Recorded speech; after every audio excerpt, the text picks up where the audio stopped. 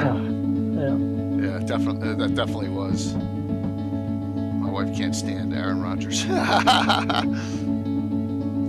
I was quite shocked when that guy shoved the Oh yeah, and then the other guy got in his face. Did you see that? The second guy? coach. Yeah, that was crazy. And The just like, trainer. wow. Yeah, they're just shooting themselves in the foot. Yeah, absolutely.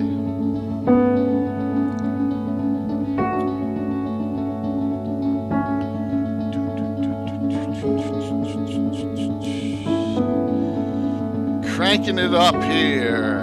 So where does your Hey, Eric Patrick. Mona show place in the top 10 all time? Oh, did you like it a lot? Yeah, that was great discussion, wasn't it? Was that a heavily attended one? Yeah, it was a good, yeah, absolutely. It wasn't as far as audience No, it wasn't. numbers, but it was Okay. really great. It was a really great discussion, especially when I asked the right question with the Kunst thing. Oh my gosh, that was a great story. Hey, Red Trills. That was awesome. So we got another awesome one on Sunday night now. They changed it up. So yeah, things are good. Things are good. Brianna.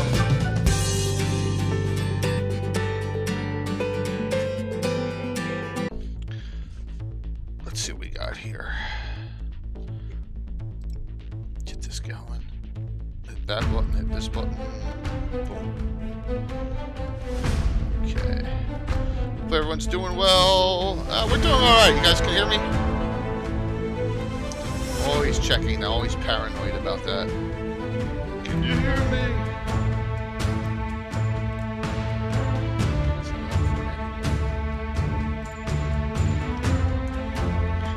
This is a great topic idea. Dale goes, he's like, I got my board game night and I really want to be there for this one.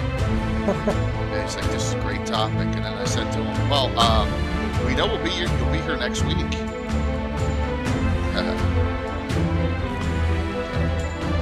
True. Yeah, if he's not here next week, there's a problem. I'm gonna even rub it in. I'm gonna give him a live direct message. Early's good.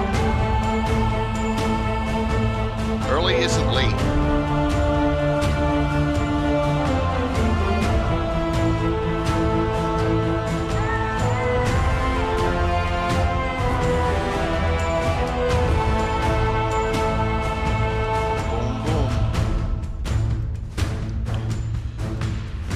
Lots of good news on the we'll talk about that on the fundraiser front. So that's good. Well.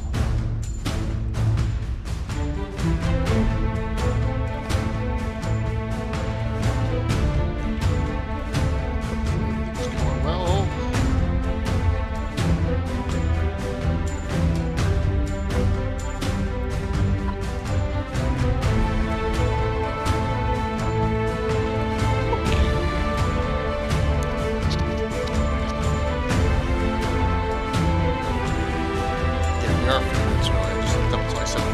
But that's okay.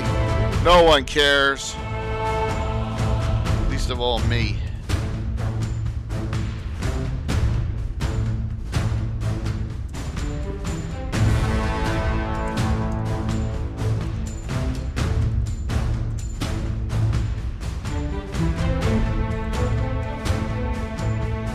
Now I'm hitting up stuff and I'm like,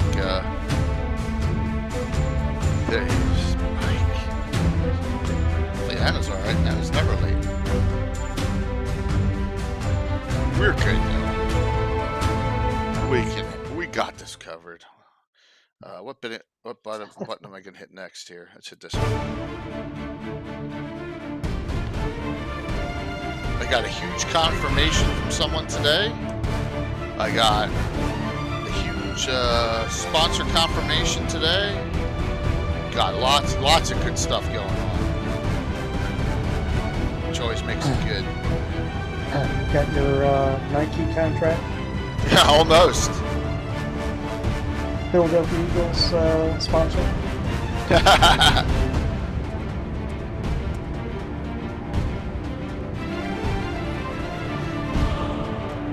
Hey, Fuzz.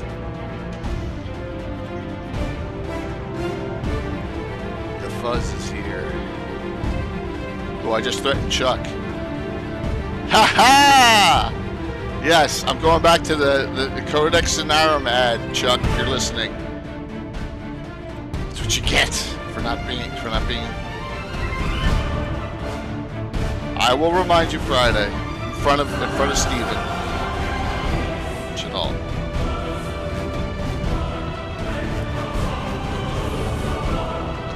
Hopefully everyone's doing well. Oh, there's Anna.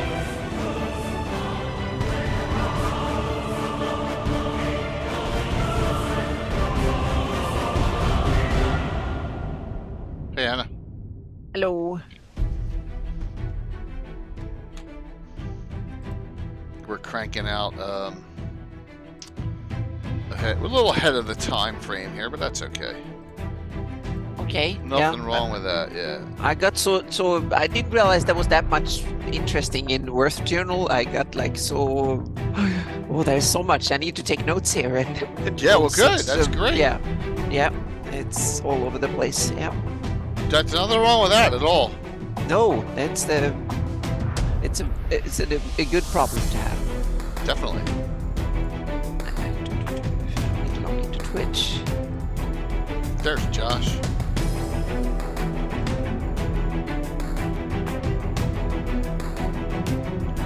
So stick around, Josh. Don't lurk yet. I'm gonna tell everyone at the beginning some fundraiser things. What's up, Michael?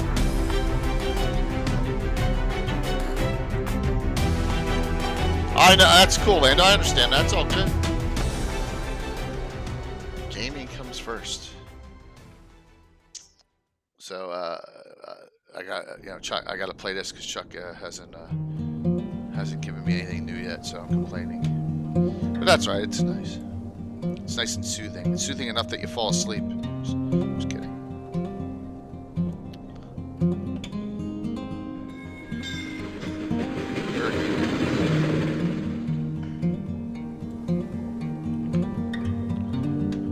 Bum bum bum.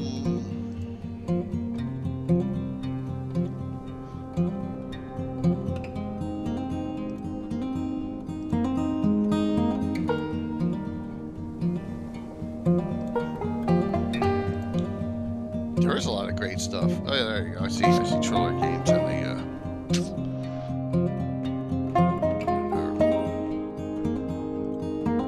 no mods on yet, or Josh is on, but so.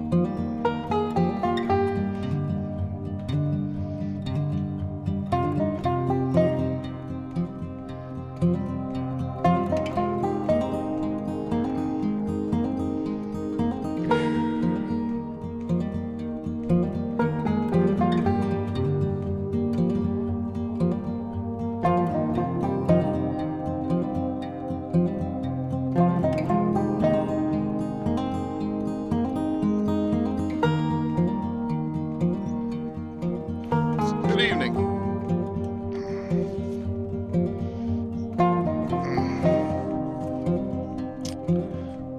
This week's like flying by, which I never thought it would. I thought that this would be like my first full week back to work in like over a month, right? Because we had off the day after New Year's, right? So, but like it's actually flying by. I guess that's a good thing.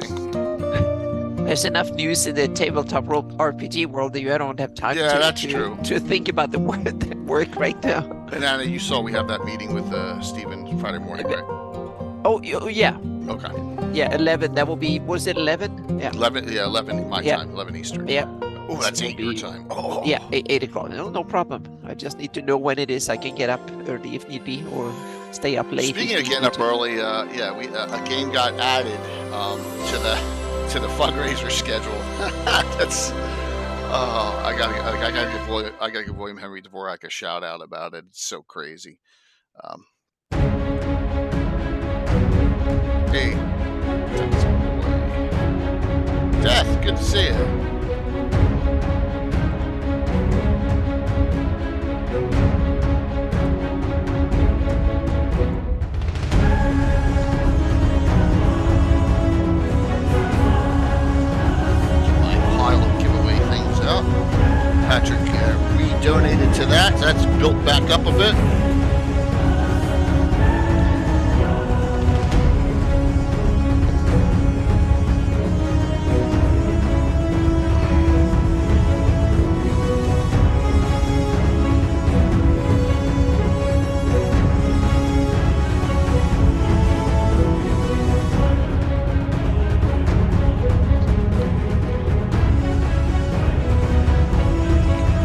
Go to the entrance screen in a minute.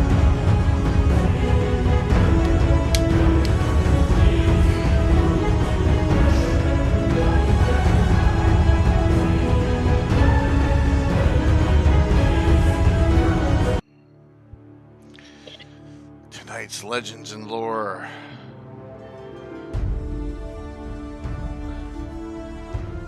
Your Earth Journal favorites.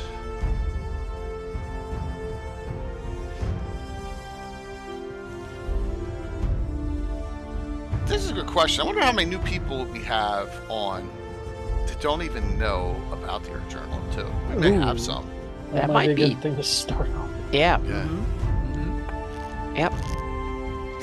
And we might need to come back to this one because we Oh, might yeah, not yeah. only- it's like the Dunyan Greyhawk Adventures in Dunyan, meaning this is something we can talk. We can go through all of them, and that will give us 6 months of topic. Topics. Yeah, we got through one dungeon on Sunday night.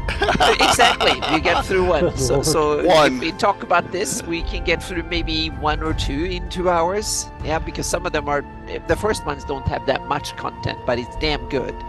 And Yes, and then they yes. have more content, and I guess as soon as you get more content, you, I guess, unfailingly get more variety and quality too. So yeah. Yeah, absolutely.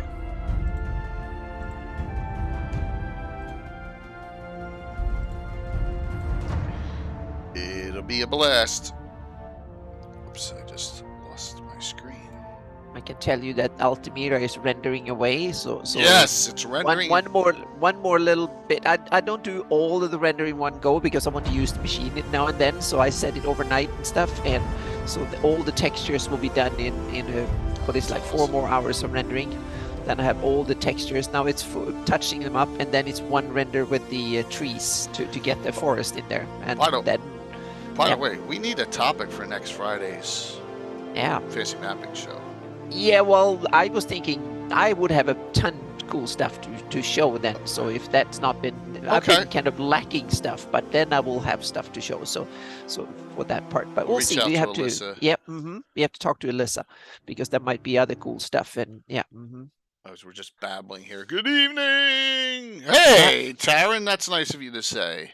yeah. Our favorite dynamic. We wonderful. got a trio though on Wednesdays with Greyhawk Mike Bridges. Mhm. Greyhawk Mike, Anna, welcome. I'm JK Lord Gazumba. Good evening, everyone. It's good to see you all. Hopefully, everyone is enjoying the week. Like I said, mine's going by faster than I ever thought would a work week would go by. It's bizarre. I probably just freaking cursed myself too. And Mhm.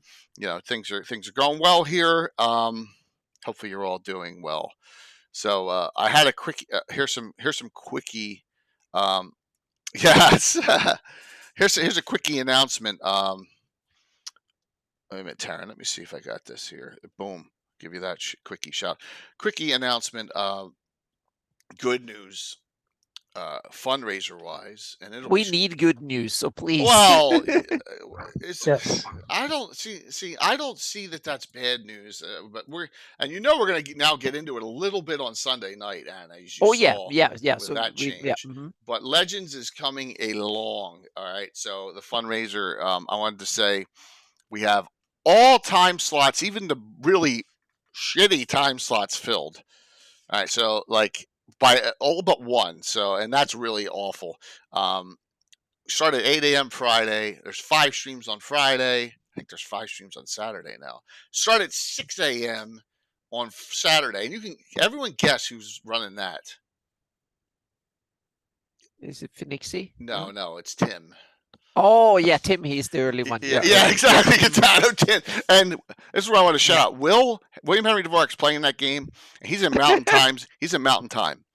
Yeah. It would be freaking 4 a.m. for him in that game. And then we have two streams and the wrap-up show on Sunday. I still have a 7 to 11 a.m. slot on Sunday, which I'm not expecting to fill. But like I said, we got plenty of content for that. Also, and you can see up there all those logos you see on this banner, with the exception of Greyhawk Reborn, because they run games, and then they charge people to come in for the fundraiser. So all of them, those are all the channels participating. What a great cast of channels. Other great shout outs for this. All the sponsors from last year at least are in this year. Reaper Miniatures, Troller Games, Gamescape 3D, Infinite Dimensions Games, Stratagem/Wiz Dice, and Larry Elmore are all giving stuff. So that's set. I got that. Big names that are participating in a stream somewhere. Ed Greenwood. Now I'm sorry, I'm getting greedy here, but I have Ed, Eric Mona, and Luke Gygax in my game. Now Luke's okay. Richard Baker's playing. Eric Menge's playing. It looks like Eric Boyd's playing. It looks like Alyssa Faden's playing. And I'm assuming we'll get Anna. We'll get a whole bunch of other people and a lot of other games going on. We got a lot of great games going to happen in this. Mm-hmm. So it's coming together because we have to beat $20,540. That's the goal. Let's, so, yep. Who are the big names? Regulars. It's funny, Guitar. Who's one? That's awesome. So that's just wrong. Yeah. And my game will be, I don't know if I'm going to call it Puppets Revenge, Puppets on Steroids, but it's going to be a higher, because this is too low. This stupid adventure. Sounds ominous. Puppets Revenge. That's bad. Yeah. I can't just run this. This is for like 3rd, 4th level characters, and I got 7th, 8th level characters playing in this. So I got it's called Puppets Revenge. So here, no, Josh is not playing. Here's the surprise. So 10 a.m. Saturday, Darling Creepshow's channel is going to have a special 5e version of a lot of the Slob Squad playing. Okay, I won't be DMing, and I'm fine with this because if whatever happens to characters doesn't matter in that one. But Josh is going to DM for him over there. Ooh. So that's a special surprise. So Josh is not playing; he's DMing Saturday on on Darling Creepshows. Yes, Josh is DMing. Yes, so and it's 5e too. So. Yep, lots of stuff. The puppets are teaming up with the gargoyles. You never know. You never know what will happen there. But I have surprises outside of puppets in this adventure. That's all I'll say. I got Bill and Master Crafter working on it. So that's what's going on. Just some early shout outs here, as I'm assuming John will be rating in a minute, but we'll get started. So this is my first ever. That's my first ever hard copy of, right? Was this one? I think there was only 100 of these made, right? Yeah, I think he made 100 if I remember correctly. Yeah, that's it. The Gary Con 11, and what are we up to now? 14 or 15? 15, I think it is. This is 2019, right? Yeah. This is the year last second I couldn't go because I had. Yeah, it's 15. It's 15 this year instead. Yeah. Yep. Yeah. So 2019 version of the Oerth Journal. And that really re-kickstarted it. That was issue 28. And I got Grendel Wolfslayer and Grendel's Skull right under it. I would say it sounds like someone is cloning himself here. It's yes, awesome. That's pretty awesome. But what we're gonna do tonight is we're gonna talk about some of our favorite articles. And I'm assuming Mike and myself are gonna be a little greedy and show our own. A couple, right? Yes, which is perfectly fine. And it's funny though, Grendel. It's just Grendel's Skull. It's funny that Grendel Wolfslayer. It's cool. Yeah, it is really cool. And if you want to share some of yourself, yeah, time to you're going to Gary Con. That's awesome. Well, I'll see you there. Oh wow, I'll see you there. Awesome. Yep. That's good. Plus, are you taking all that abuse, or is that someone else on the Secrets of Blackmore Twitter site? Because I know that. He's that site has been up there talking about OSR a lot. So yeah, it's you. Okay, I just saw it. I was like, oh my god, it's all over the place. It's not you. It's not you. Okay, it's not you because that's it's good. Cool. Yeah, Yeah, probably Griff. Got it. it was So, fun. Yeah. all right. Well, John Blue Box will be rated into us. They're having fun over there. Good for them. There are what 35 Yeah, I think 35, yeah, the 36. 36 hasn't come out yet. Is that correct? No, I have the 36 too. So yeah. Let me scroll down here. I thought I had everyone. Oh yeah, there's 36. 37's not out yet. Yeah. So well, thank you for the follow. And we're approaching. We're right at the cusp of 9,500. As you notice on my bar, what does it say? It says the march to 10K on there now. On that bar, I want to get to 10,000. Let's just get by there. We're at 94, 96. So I'd like to get there as soon as possible to get past that. So, huge fan. Love the Gavin Conway group. Thank you so very much. Thank you. Nate Tomia, I'm probably saying it wrong because I botch everything. And note that Ed will be playing again February 18th on the channel. Okay, he'll be playing in that game. They're playing all their characters: Ravalantar, Venarium Vord for Eric, the son of Melf for Luke. Plus, Darling and Bones is going to join them for a little, mix in, and then maybe one or two other people. So, is there a drawing? Is there a drawing tonight? Yes, there is. And thank you. That shows how dumb I am, and I didn't get that set up. Give me 1 second here, and I'll set that up. Classic D&D reprint night. Sound good? I got a whole pile right here. So we'll do that. Just give me 1 sec. Boom, boom. Cloud Watts. Command. All I should be able to do is press one button here, and it should already be preset. And tomorrow night, they'll have 3 giveaways. 2 Gamescape 3Ds for the games, STL files, and then 1 Reaper miniatures for those who don't have a 3D printer. Yes. Wait do you see what Bill and Master Crafter's hard at work, Mac. Hard at work. Because you have to do Freddie McCruger justice. That's all I'm going to say. Someone names a freaking leprechaun Freddie McCruger, and it gets put in a published source for Greyhawk. I mean, you got to honor that, right? And we're going to. You get some cock up every. It's gonna be so hysterical. One every year at the fundraiser. Really, come on. We know that you have. Yeah, we should not utter the ones that were there, because they should be forgotten. It's gonna be hysterical. Like I said, we'll have some surprises there. So, no, I'm never touching that one. No. Oh, you say that when we get 400,000. Oh my gosh, can you imagine? Yeah. You just got your first 3D printer, Fuzz? Good. First resin. Good. You really want to pay attention, and I know I'm all getting off the track here. You really want to pay attention to what Bill and Master Crafter does and says, Fuzz. All those elite orcs with all the dire wolves that I have out on the table now, that's all resin 3D prints. All of it. He printed like 70 some of those miniatures up and painted them up pretty quick. So and they look great.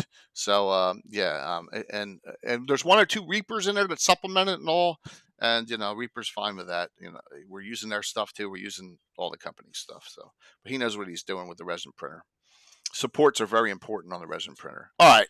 So, do you guys do the 2 of you each have a favorite Oerth journal like overall issue? Yeah.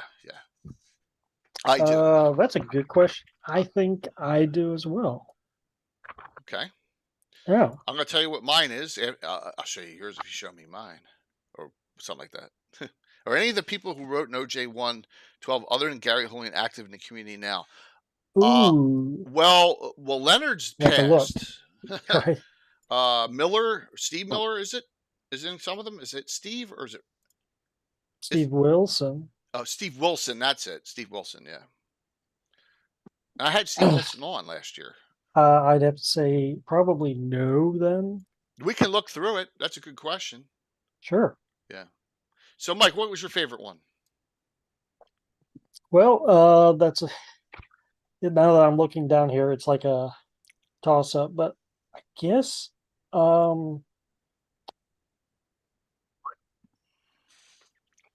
yeah, it's really hard to determine. I thought I did have a favorite. Maybe That's okay. This is hard. Yeah.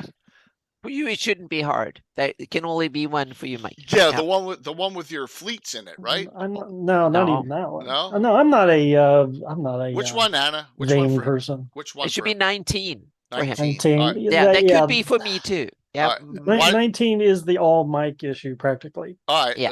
Anna, how about you? Do you have a favorite? I'm going to bring these Well, up. at 19, I have to put it, and now I'm tooting my own horn here It's because it's 19, and it's the all article because that's the first time my maps is published anywhere. Oh, Really? Anyway, Let's I go. think, yeah. That's true. I never thought of Yeah. it that way. Mhm. Yep. So that one is special for me in that sense because I think that's my first kind of published work, cartography, fantasy cartography. I had put them on my website and stuff, but that doesn't really count for anything. So in publications, so that's the first one. So Journal that is 19. special for me. And So interestingly, yeah. issue Blue 19. Box! Hey, Raid. Good Yeah, to see you, welcome. John.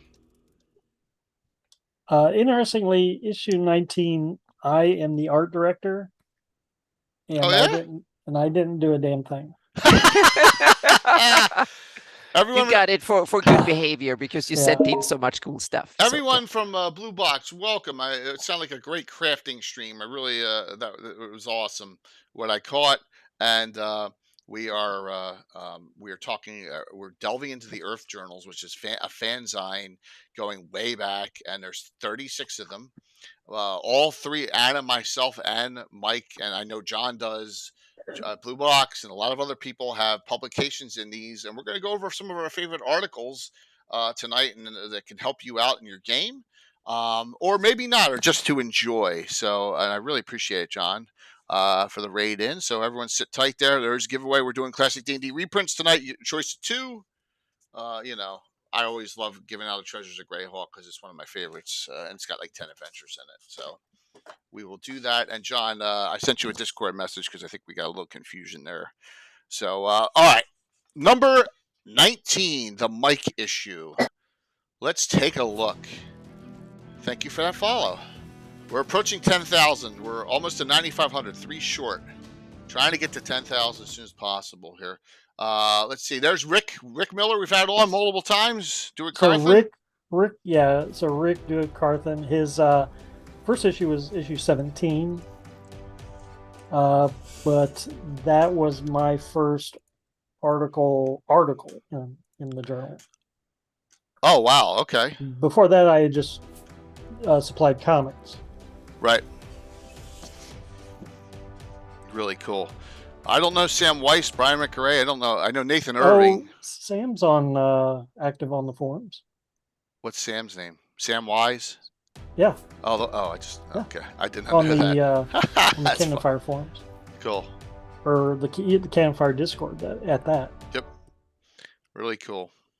Look at that. Level 1 hype. Got some 54-month subscribers. Man, where'd it go? All right. So as we scroll down here, look at that. All right. We're going to talk about all. Mike Bridges. Right off the bat, yeah. So that thing is like 27 pages long. It's over 11,000 words. I don't know, or maybe I do know. Like, when did I have time to write that? I wrote it at work, is what I did when I was working midnights. So I'm just typing away, and it follows the 3.5 style of gazetteers in like the block for population and resources. Where like I'm following the LGG method, I guess. So remember, this goes from this article to what Anna has on her map with all the old locations noted out, and Abby dials them and everything else. All the articles I had written for Cannon Fire were like combined to make that. Oh, that's cool.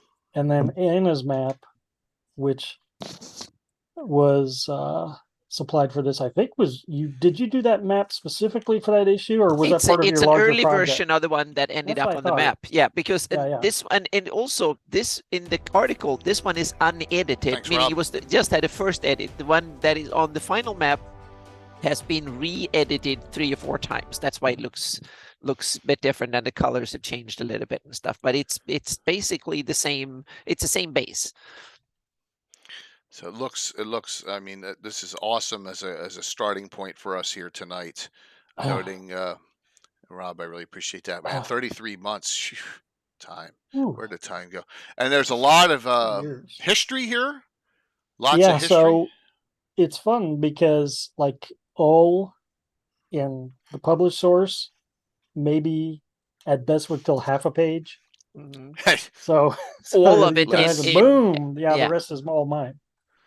Yeah. Yes, and no, everyone fan of NJ Rob. He's also streaming for a little fundraiser as well, which is really awesome too. So The neat thing about the Oerth thanks, Journal Darren. and Canon Fire article writing in general was back that what year was that?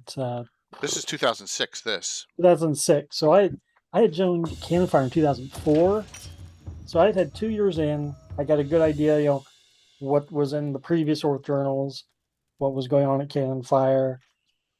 I'm looking for my niche, right, which is then became all.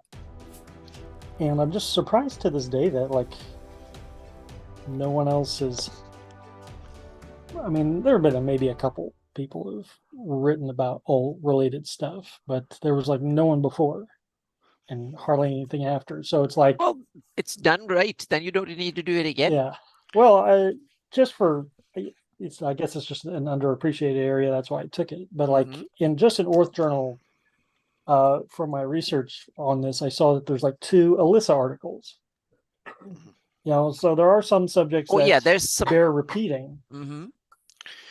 But I want to show you Mike's genius here that I caught my eye right off the bat. Okay. Tome of Magic. There's a spell with a wizard's name in it. There's no reference to anything. Just one spell. Abby Dalsum's Hard Wilting. Mike takes it upon himself geniusly to put Abby Dalsum as coming from all. And it's in this article. Here And I redid my research. Right here. I scoured the internet trying to find out if this character had been used in Forgotten Realms, because I'll be damned if they didn't have everything, right? Yeah. No, I couldn't find any reference. Oh, good. Yep. So it is, and then from that, that's a great spell. And then Almazad the Wise is kind of against him. A lot. And from this, so I took this at Virtual Greyhawk 1 and used a protege of Abby Dalsum as the bad guy in the adventure we did. And that's a legendary adventure that Eric Mona's character, Vanilla Vorm, stole the tongue that everyone was trying to get during that adventure. And that was just such a great, but that's just yeah. It doesn't take much to take, and I'm not talking about what the OGL consequences of any of this are. Let's forget that. If you're looking for Cleric Oralishes, he's probably hiding in Ol. Yeah, absolutely. Well, you're gonna find him. We're gonna see him in Altamira. We have outed Venerian board now. We have puppets on him. steroids. So it's going to be awesome. Thank you guys over at level 2 there, John. Thank you very much. So that's awesome that's in here. And you got the government, you got all sorts of great information. Here's your leaders. And I mean, this is a lot to make up. Yeah. Look, you even got the nicknames for all of them. Yeah. It's just awesome. Yeah. Yeah, it's really fantastic. And people always ask me about if I ran. This is like homebrew stuff. And no, I ran one campaign in all ever in my life. But just from that kernel, I wrote about all this stuff exclusively for Canon Fire and Oerth Journal. That metal with the OG, with all that going on, we got a follow-up meeting with this year. Yeah. Did you start out the Half-Ogre Barbarian? I thought you did, the chief. I did not, but there is Braggy. B-R-A-G-G-I. Brian Doherty, I believe. Yeah. He did an old conversion of mine to, I think, 2nd edition rules, and there's a download of that on my blog, Greyhawkery, that might have the statistics for Bruiser Rog, the Misbegotten. Just the names are just awesome. It's a mouthful. But no, and I tended to stay away from doing game, like the crunchy stuff. I'm kind of like Gary Holian. I only like to write the fluff. let someone else do the crunch. Yeah, and I understand that. But this is not fluff. I mean, there's a lot of detail in here too. When you think about it, you got the geography, the climate, ecology, Uh, resources. This is a long article. 4 feet of the dragon. Explain that. So that's not my creation. That's probably a Fred Wining creation. He Okay. did a lot of the Backaloonish parts for the Living Gazetteer, and the 4 Feet of the Dragon is just the uh customs and cultures of the Backaloonish people, like I think it's like piety and honesty, and there's I can't remember the four, but anyhow, old don't you know obey all of them. I think they skip the piety part and they The prayers. respect the other feet. Okay. Yeah, Player's Guide to Gazif would have it. Very cool. Players good. Yep. Religion and all, and you go. Like I said, it is long. Population and language. Yeah, the religion and old section is not very long, I'm sure. Well, it's longer. I mean, it's almost a page, which is Yeah. way more than anyone else was ever going to dedicate to it in any other publication. You got your races of all the Backloonish, Iridians, humanoids, and there's a ton of half ogres in all, which is really Yeah. cool. That's what I love that. And half ogres kind of disappear. I'm not bashing 5e, everyone. A Goliath's a Goliath, but a half ogre is the best. And John at Blue Box will agree with me on that. Half ogres are awesome. They're awesome. Hey, if Goliaths became more popular, I guess I don't know how to put it, I would put them in all. I mean, I see the overlap there. Yeah. Sure. I see a Goliath almost like a Verbeeg, right? The very big, out of Monster Manual 2. That's kind of where I see them. Right at that ogre, or Orog or whatever side. So, and you got the towns set and everything. It's a long art. Yeah, I created a few towns for it. So, I tried to go by the examples of those who came before me and leave a Living Greg Gazetteer or maybe even other Lorth journals, at the time. And like, I almost feel like I was working from a template Right. when I did that. Otherwise, it would have just been a mishmash of concepts, right?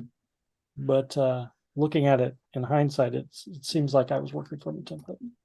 And look, here's Bruce. Thank you, Troy. The Honor, generosity, family, and piety. I knew I was in the neighborhood. So yeah, people from Ol are all about family and their honor. Generosity, maybe, but piety, heck no. It kind of all reminds me of Conan meets the Road Warrior. Well, a little bit. You know what I mean? Like it's got that post-apocalyptic feel to it. But it's got that Conan the Barbarian, like everything might makes right. Yeah, plains. It's everything. You can definitely find some interesting characters out there. Yeah. Yep. So it's cool. It's a great article, and it's free for everyone. We got can we have a mod? One of the mods, please link the site, the page, the actual page on on Greyhawk Online to go and download Oerth journals, please. They're all free. Thank you, long shot. So, yeah, see Lord Brezen. Lord Humongous. There's the ever mysterious Tim. Mask. The ever mysterious Tim is doing his reverse dungeon 2 during the fundraiser. So that's what's going to be happening on there. Look, it's still going. And look, you actually describe Abby Dalzum in here too, which I really liked. The Father of Droughts. Cool name. And I also like to point out that after I had used Abi Dalzim, I went back on my blog and I stole all the rest of the wizards from that Toma Magic book. I don't know who wrote Toma Magic, if it came from their own home campaign, but none of those wizards are in other published settings that I can find. Yeah, we did. We both searched. Remember, because when you did this, I was like, I'm searching this too, and I found nothing else but that one line. In the Tome of Magic, and it's a 8th level spell. Yeah. So look, man, this still goes on. Caravan Guarding, the Najam Trials. This is wow. Gore novels, Indian Renaissance. Wow. Pits of Kester, Father Droughts. Yeah. So this is a great starting point for any of you. to run an all campaign. It would be really awesome. I mean, it even has Dark Sun feel to it a little bit. You know, it's yeah, Yeah, yeah, maybe yeah. in the south. And here's your map, Anna. Yep. Yeah, her map definitely catches the Person. feel of that area.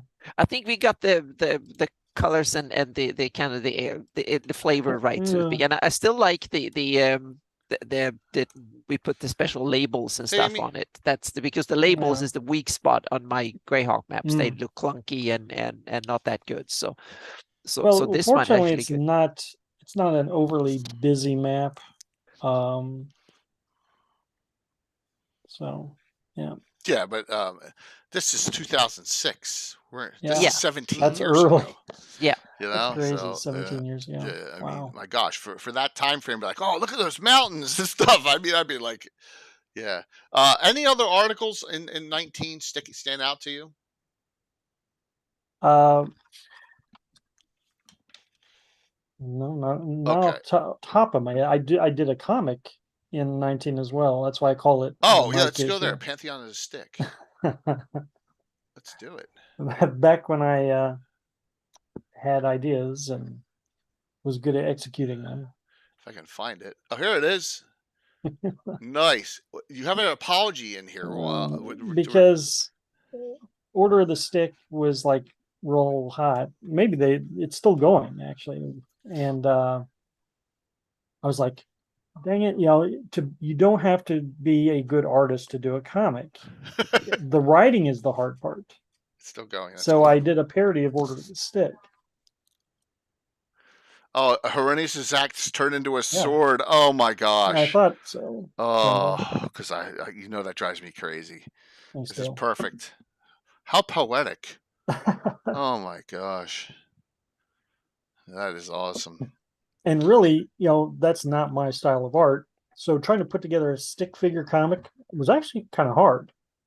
It was fun at the Right. time. Yeah. I'm sitting down like, all right, how am I gonna, copy Rich Burlew, I think. How am I gonna Yeah. copy his art style? And it was Oh, it's amazing. You should continue. You mean, come on, new. okay. It's you're doing That's all so right. well with the That's comics. It's okay. like, yeah, But it's fun. yeah. It's definitely And the comics, when I can't remember if Rick asked me or if I asked Rick, but the idea of having a comic in the back was like to get that Dragon magazine feel, because the Oerth Journal never had comics before that. And so I'm trying to think of a full page comic, kind of like a fill-in Dixie comic or whatever, a worm, maybe not wormy, but you know what I'm saying, a full page comic. yeah, but Yeah. it's still it serves its purpose. I mean, it's campy, Mike, and campy's always good, right? Absolutely. All right, that's Earth Journal 19. My favorite. Earth Journal 10.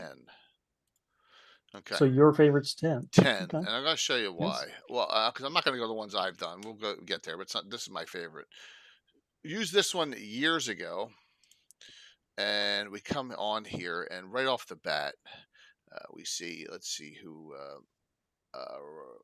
is the editor here. Nathan Irving's editing at this point. You got some great things in here. Particular something on Hieronymus, something on Assassin's Guild.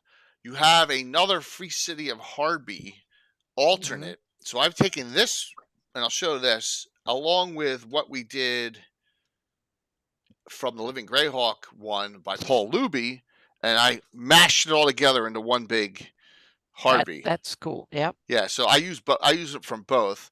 And then you also have Leonard Lakofka. His Lehman's Life is in this one, which we've already showed that when we did that, in Lehman. This is where he travels throughout all, the whole, time frame and where he disappears to. And it's by Leonard himself. And then also you have something on Tritherian, which makes me very happy. So, there's a lot of these. Now, I use Bastion of Faith over this Erroneous one, but there's nothing wrong with this article on Erroneous. And you do get some spells in here that are not that I haven't even incorporated yet into my game. Let me blow this up a little bit. So you have those. Bolt of Glory is a repeat. That one. The Assassin's Guilds of Divers. Now, that's a cool article. So we get stuff on the guild itself, the Veiled Knives, the Steel Vipers. There's different societies, which is cool. And I'm going to be utilizing some of this upcoming one day in Greyhawk So City. you're big on Hardby. Huge on Harby. And I'm not so much big on Hardby, Mhm. but does the Oerth Journal 10 Hardby correspond with the published Hardby that we get, I'm assuming, later down the road? Almost, but no. All right. So No. here's the difference. There are certain families in Harby. In this one, there are no Longlands. Okay, you have but all the other families exist. Jonash, Gurnishgear, uh, so what's the big one? Norbalos. They're all here, but they have this one called Pharast, Pharast, and it doesn't blend. There's some good information in this. Now there's a lot more in this Harby, a lot more locations. So what I did is I took, and there's a picture of the of Greyhawk Marine. I don't know who that is. I nixed all the Faris stuff, merged in all the Lowland stuff from Paul Luby's, and then I got a good mix for what I did. But the guilds in here are done very well. It talks about all the different guilds, and the Thieves Guild is good, and the Assassins Guild is good here. The Marines are much better detailed in here. We use all this locations or in districts. Let me see if I can find the map. So it's color. All right. So you've probably seen this on I put this together in one piece. I took this map, color coded it where all the locations are because you can barely read them, both sides. Cross-referenced it with the other Harby map, and put it all together into one big thing. And a lot of some buildings had to slightly move or whatever, and that's what I utilized for my Harby. Now I have two different publications plus all my homebrew stuff to make my Harby. Like the southern point is actually this location here. That is actually the one that we hang out, the bar hangout, they hang it all the time. And also the one Michael Baton got assassinated in, Anna, remember? Oh. All right. That's in this publication, not in the Paul Luby publication. So there you go. So, yep. I used to just create a character who's a daughter. Yeah, I mean, you get it too. It's just great. This is a great. It's really detailed, and it goes so much more into little locations like cobblers and all the stuff you need for the town. Whereas Paul's is highlights, and there's nothing wrong with that. But now put them both together, and you got a monster Hardby one. Talk about OJ authors still being active in the community. I wonder if James Muldowney is still around. I don't think so. Or on Facebook. Not anyone I'm familiar with. Their email addresses are in here. You can always take a look by the email address. Yeah, you can send and see if something. Yeah, if the email. But it's early on, so one of the fun things about AOL, that's not going to be active. The old OJs is there's a lot of screen names. Mm-hmm. Oh man. Yep. Now, and also in here, there's a Tritherian specialty priest done by Creighton Broadhurst. Nice. Right, and Creighton also did his Knight of the Chase, which we utilize now. So, and let me see if I use any of these spells. I don't remember if I did. One thing I like about his Tritherian article is he, and I never thought about this. When I was doing my comics, he says a Tritherian may once have been a hero god.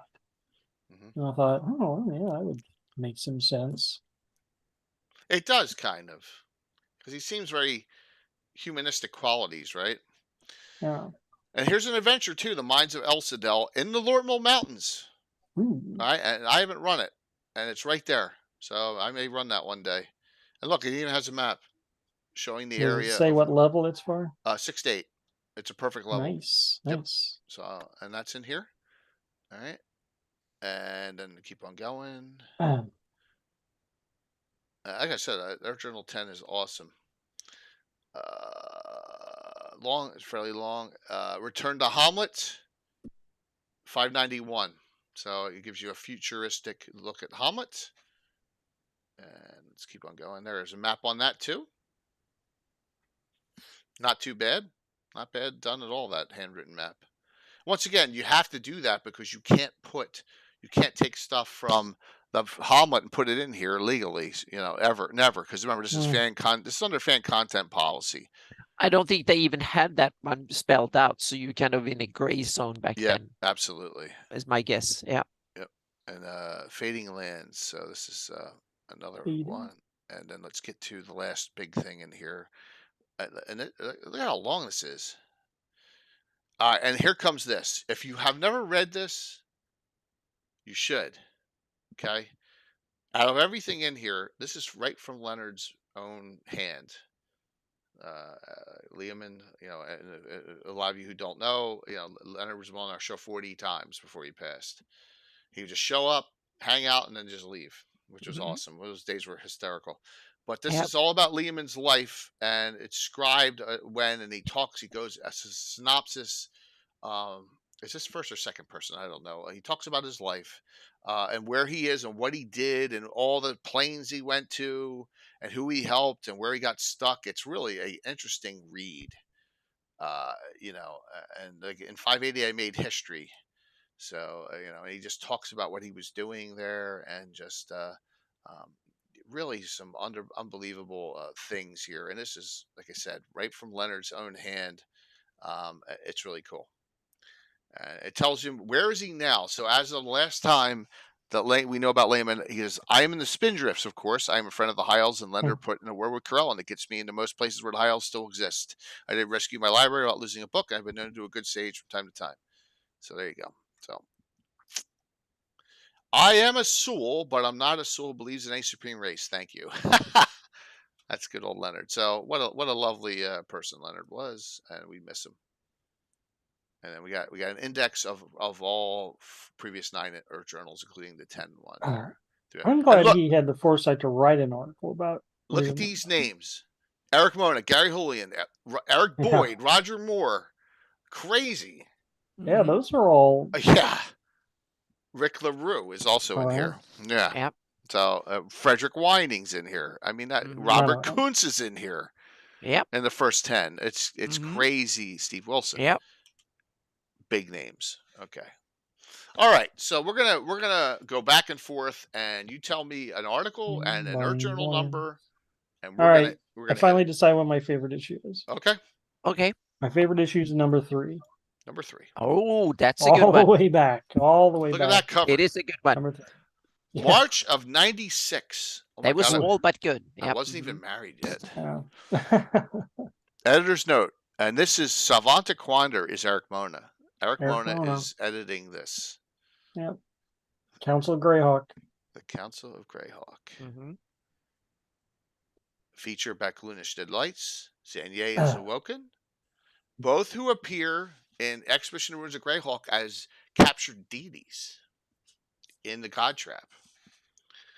The Cook of Ral, At Last a Secret by Eric Boyd. Wow. And Earth from the Ground Up by Roger Moore. Holy jeez. Yep. Mm-hmm. So come on, it's hard to beat that one. And Gary has an article. Sorceress Society. Gary Holian, Sorceress Societies. Yep. Just in hindsight, that's like a all-star lineup right there. Mm-hmm. Oh yeah. Those names sound vaguely familiar. Yeah. Yeah, that's funny. Yes. Leomund was a Sewell, absolutely. So, and we got the Guild of Wizardry of Greyhawk in here. This is Sagacious Society of Niron, Sorcerer's Nexus of Rel Astra, the Zashasar of Ekbir. Yeah, that's where that started. And in that article, Gary even drops a hint that Igwilv went to that magic school at one time. She's everywhere, of course. Gary is just so like, man, they really, what they've done to Igwilv / Tasha. Yeah. Yeah, absolutely. Now, one of the things I like from the Backloonish Delights article is how they talk about the monasteries. 2 of those 3 monasteries for Zwoken are in Ulm, or at least in the mountains next to Ulm. But the 3rd one is a monastery that is in the Cairn Hills, and I wish I had remembered this article back when we were talking about the Cairn Hills last time, because Mona calls it the Flantel Monastery, Right. but I'm pretty sure come Age of Worms, that's the Twilight Monastery. That is. Yes. Yeah. Yep. Absolutely. And Yeah. the Twilight Monastery also is in Expeditions. It's in Greyhawk City. There's one. Right. Yeah. You actually fight for honor because Zewokin's their deity, correct? And they're waiting for Zewokin's return. Yeah. Yeah.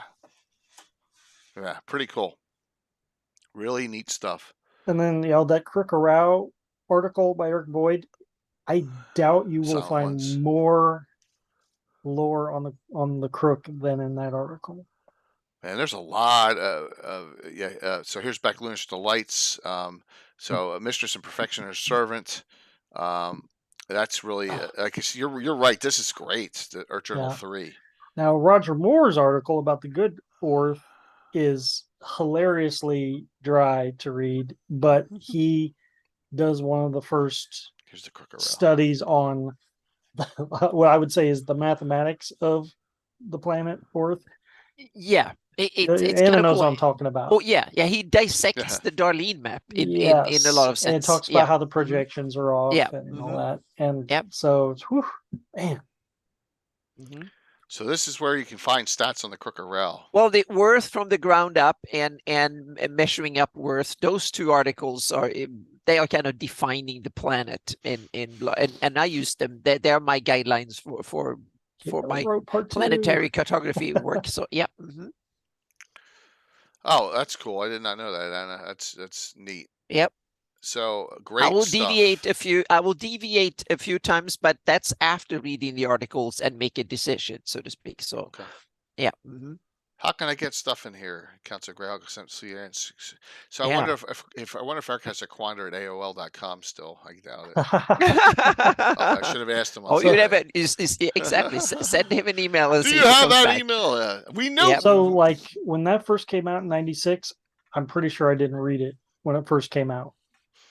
I was not, I didn't join Cannon Fire until 2004. I knew about the Council of Greyhawk. Maybe I was on the internet occasionally, but it would have been nice to have been around in '96 when that stuff was hot. That is issue 3 that we just looked at. Yep, that's issue 3. Now, Amy Crittenden said 1 and 11. We'll save 1. Yeah. We'll save 1. I'm going to say there is one article I want to mention in OJ2, and that's the Lort Mill articles. Article. Yeah, that one it's a long article and it's really cool.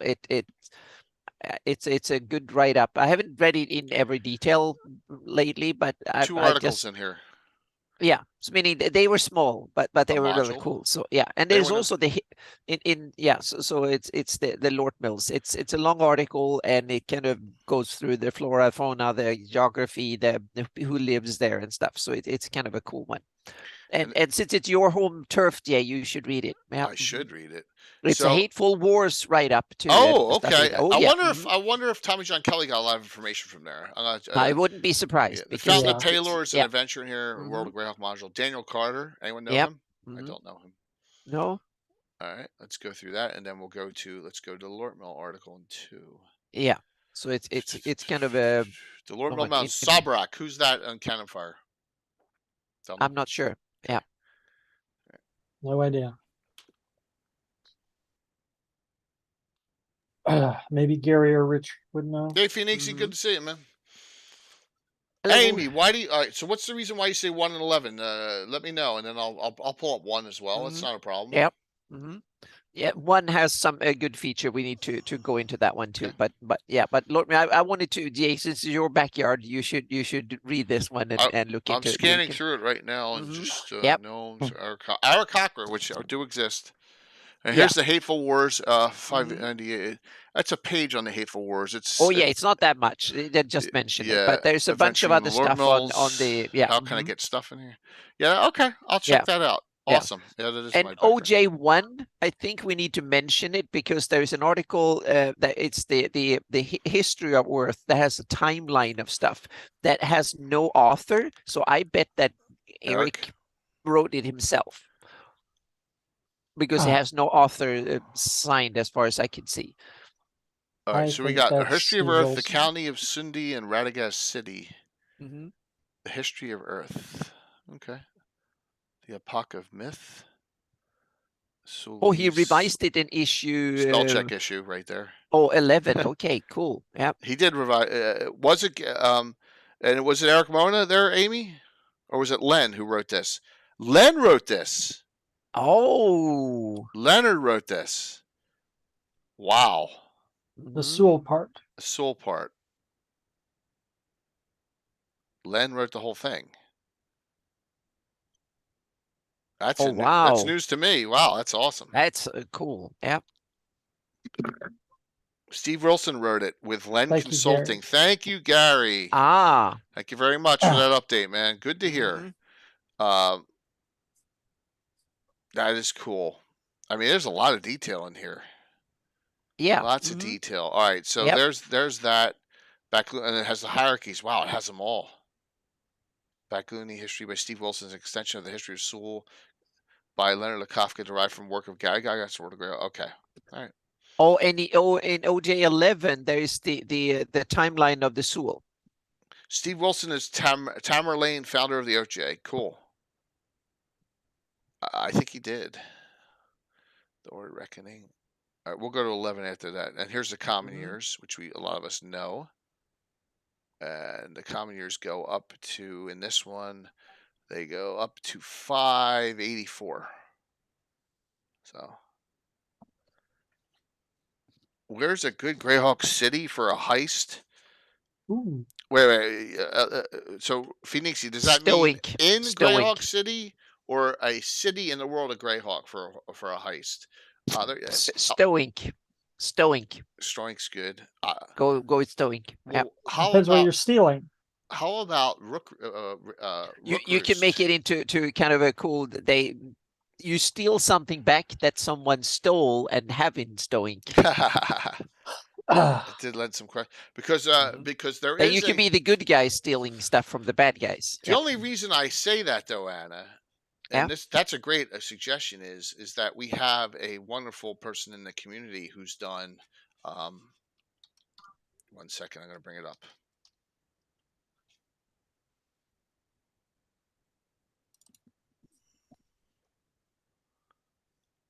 All right.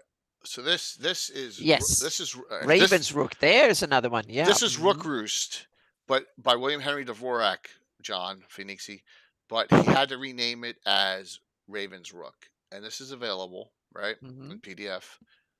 And this is So Giant Stomp, William Henry Dvorak wrote this, and it's in the Bandit Kingdoms. So this would be a good reference for everyone to get. And note, it's got a lot of great information in it, and guarantee you, he'd be honored if you did it in this city. So just wanted to throw that out there, and if anyone can refer to the link where he's selling these, please do for us. That would help out. So, here's one: The Chronicles of the County of Sundhi by Q. Samantha. All thieves think themselves Robin Hood. You think Steve Wilson had also working with Roger Moore, what would have been the Living Girl Gazetteer if the project was not switched to Mona. Oh, I did not know that. Okay, Gary, that's cool. Of course. Like I said, you can Discord me, John Phoenixy, and I will get you in touch with Will. Will's actually used to stream. He's playing in Tim's game during the fundraiser Saturday morning, 6 a.m. EST. Crazy. Here's Radagast City. Right here by Blue Sponge. Who's that? That's a crazy name. It's on the tip of my tongue. Okay, we want to know who Samantha Quest is too. Is Blue Sponge Kurt Wackford? Tom Harrison. Okay. God, it's great Gary's in chat so we can know who all these people are. Yeah. Oh, look, and is this the only map that exists of Radagast City?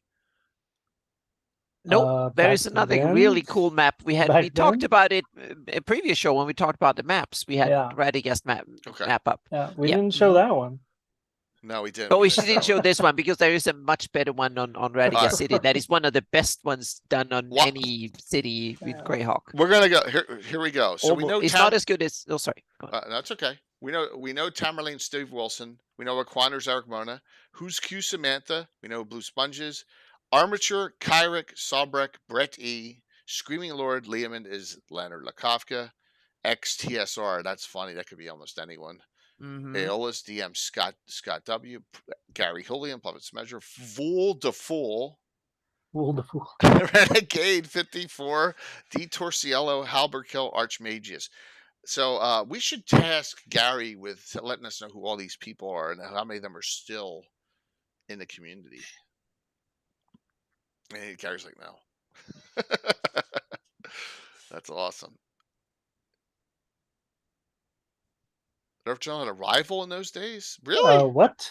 A rival Really? publication? Could that be the Cannon Fire Chronicles? No, No. no, he's talking about in the 90s. Oh, the 90s. Okay. Hey Tim. So I don't I'm remember sorry, this. Anna, for interrupting you on the map. No, thing. no My problem. I apologies. just wanted to say that Radiga City is one of the best maps, and it's not as good as Yeah. Wantham and Krakenheim, but not far from it by Okay. Alyssa Faden. It's one of the ones up there that I really like it. Yeah. All right, so that's 1, and then here's 11, which has revision. And we have artwork by someone. We'll see who did that. Extra one. Who's that? We'll find out in a second. I got a cat rubbing up on against me. Later.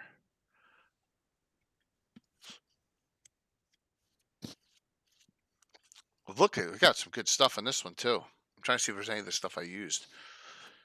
Jormy, I've used this. All right, so I've used this to help me make my Jormy specialty priest, which is one of the more recent ones I've done.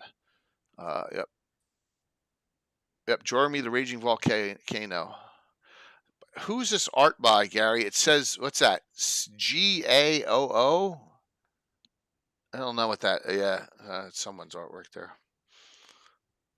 I don't see, it goes right into the table of contents. Leonard Lakofka, here's the update. All right, so we got Jormy here, and there are some spells in here. These are in my campaign. All these. I've added all these in. We have Greg Allen. one specialty priest of Jormy in the entire campaign. That's it. Iron Enchantments, Paul Schmidt. Some more spells. And that's the thing with Earth Journal. You're awesome.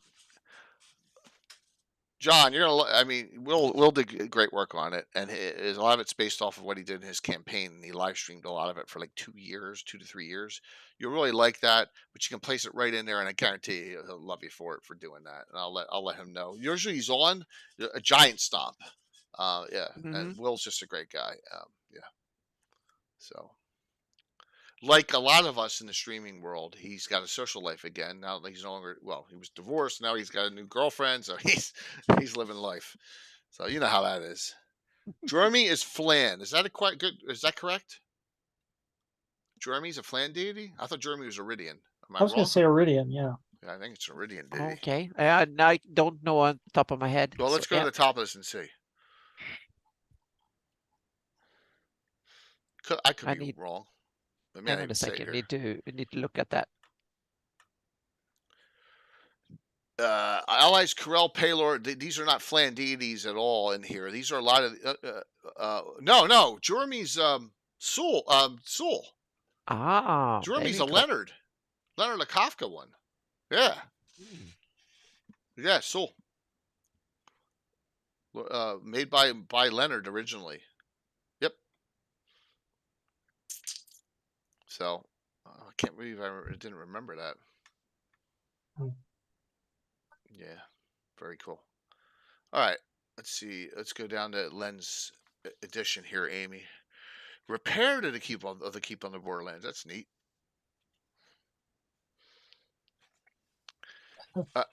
That's awesome. It's going to be great, man. Like I said, pull together, John, your team, everyone. Pull together your players. I'm trying to slot as many big names as I can in as many adventures as possible. But You know how they are. They want to be in certain times, limited times, limited places. I've had limited success, but I'm trying, and I'm going to try right up to game day. Okay, I promise I'm going to make that attempt. You know, John at Blue Box reached out. He got Richard Baker in the game himself, which is awesome. You know, the Dark Sun Guru, which is really cool. So, yeah, there's so many gems, Amy. It's all fan content, so don't ever Yep. feel bad about using it. You know, I mean, there's a ton of adventures too. Crystal Skulls of Nerol. That's a neat thing. Don't know anything about it. I haven't read it, but I imagine that's a real cool thing too. Um, do you have your Horn Society worshiping Nerol or Devil's worship, Anna? Oh, I was just going to recommend this one because it's Yeah. a cool article in how to create artifacts and items and crafting and integrating into Greyhawk. So I have my near rule is Flan and kind of neutral evil kind of and I'm actually writing up and thinking about the ancient history of Nerul and how he came into the Flan pantheon and the old. So I have him. I'm going to depict him as an old Flan war god from back in history, and then he became a death god and really went haywire down into the lower parts, so to speak. So I have him because the Flan, they don't have a real war god. So I wanted to so I'm going to write him as the history before the what the Oridians call the old faith.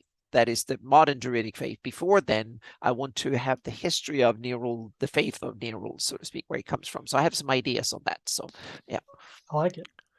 Very that cool. idea.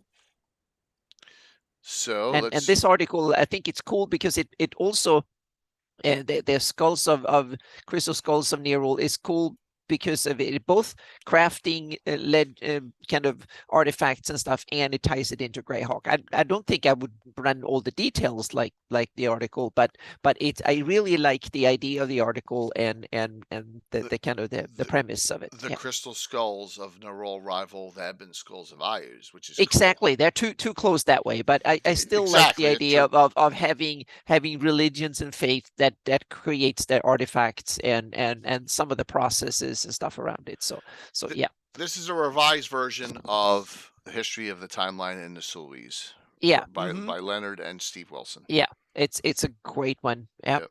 And I don't know Amy, what are the highlights of differences in here? Because I would never be able to see just noting all the times in here. If you could tell me, that would be great.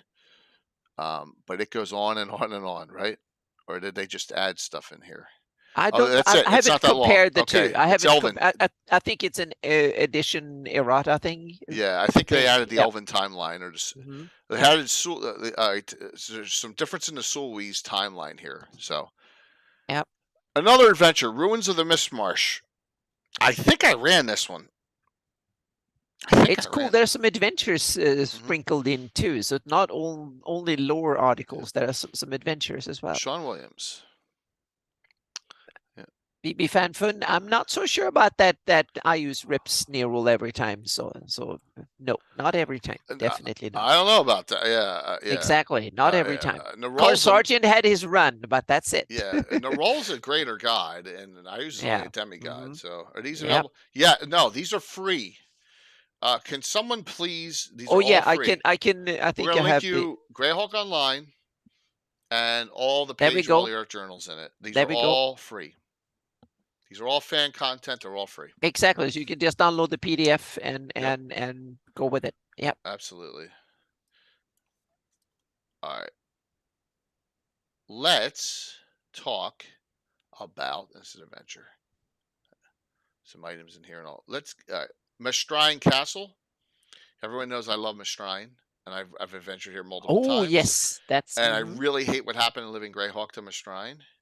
With Barry killing her. We kind of, you have to have your protection. You have to peek at Living Greyhawk like this. Exactly. You have to look at it. It's gonna burn your eyes out. Exactly. You only look very selectively, and no, don't look there. There's not a nasty stuff when you lift on the rocks, but there's some gems too. So yeah. So let's do this. In 2019, Art Journal had been published for how many years was it? 5 to 8 years. Oh, Yeah, there's no, it must have been more. I think the earliest ones are from 96, I think, or 90. Let me take a look at 27, because 27 was the Tarrasque issue, wasn't it? Where they called it they called it a Tarrasque issue because It's they had 95 from 1995 is Earth No, General. he's saying how long did it go between Rick Miller doing it and Christoph? Oh, okay. me Well, take a look yeah, at there was 27. some hiccups several years now and then when we barely saw any, so, yeah. 2016. All right, so it was 3 years.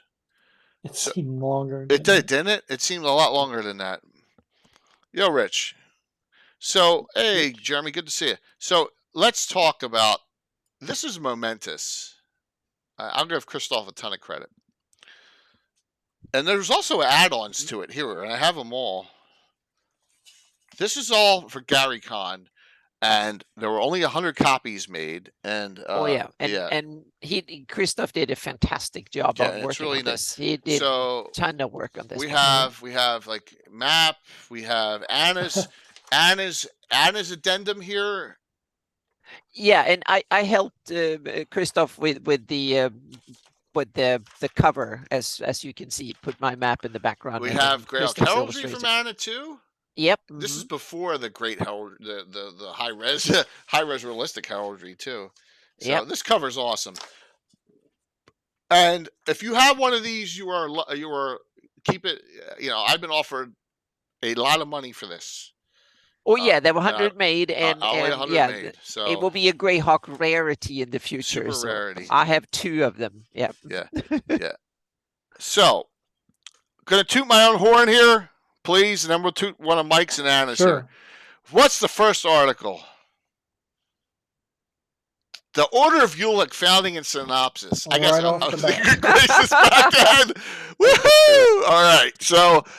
But I noticed the times in here, the date years are wrong, which is embarrassing. But that's now okay. you have to put out errata and change that. Yep. Well, yeah. So I got my. This is right. This is like maybe I've been streaming for a year.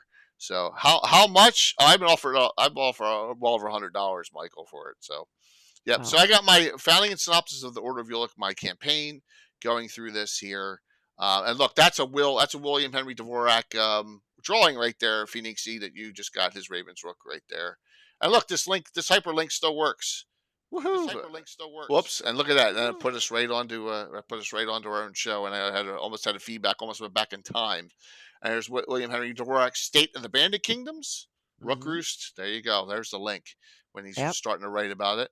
Then I have my Order of Ulick with the situation in the Shieldlands article, which completely is way different than what Anna's doing in there, and that's a great thing. So, yeah, so we're talking about Mark's character, David Gradovitz II, Valdres Sharn, who's still alive. All that is in here.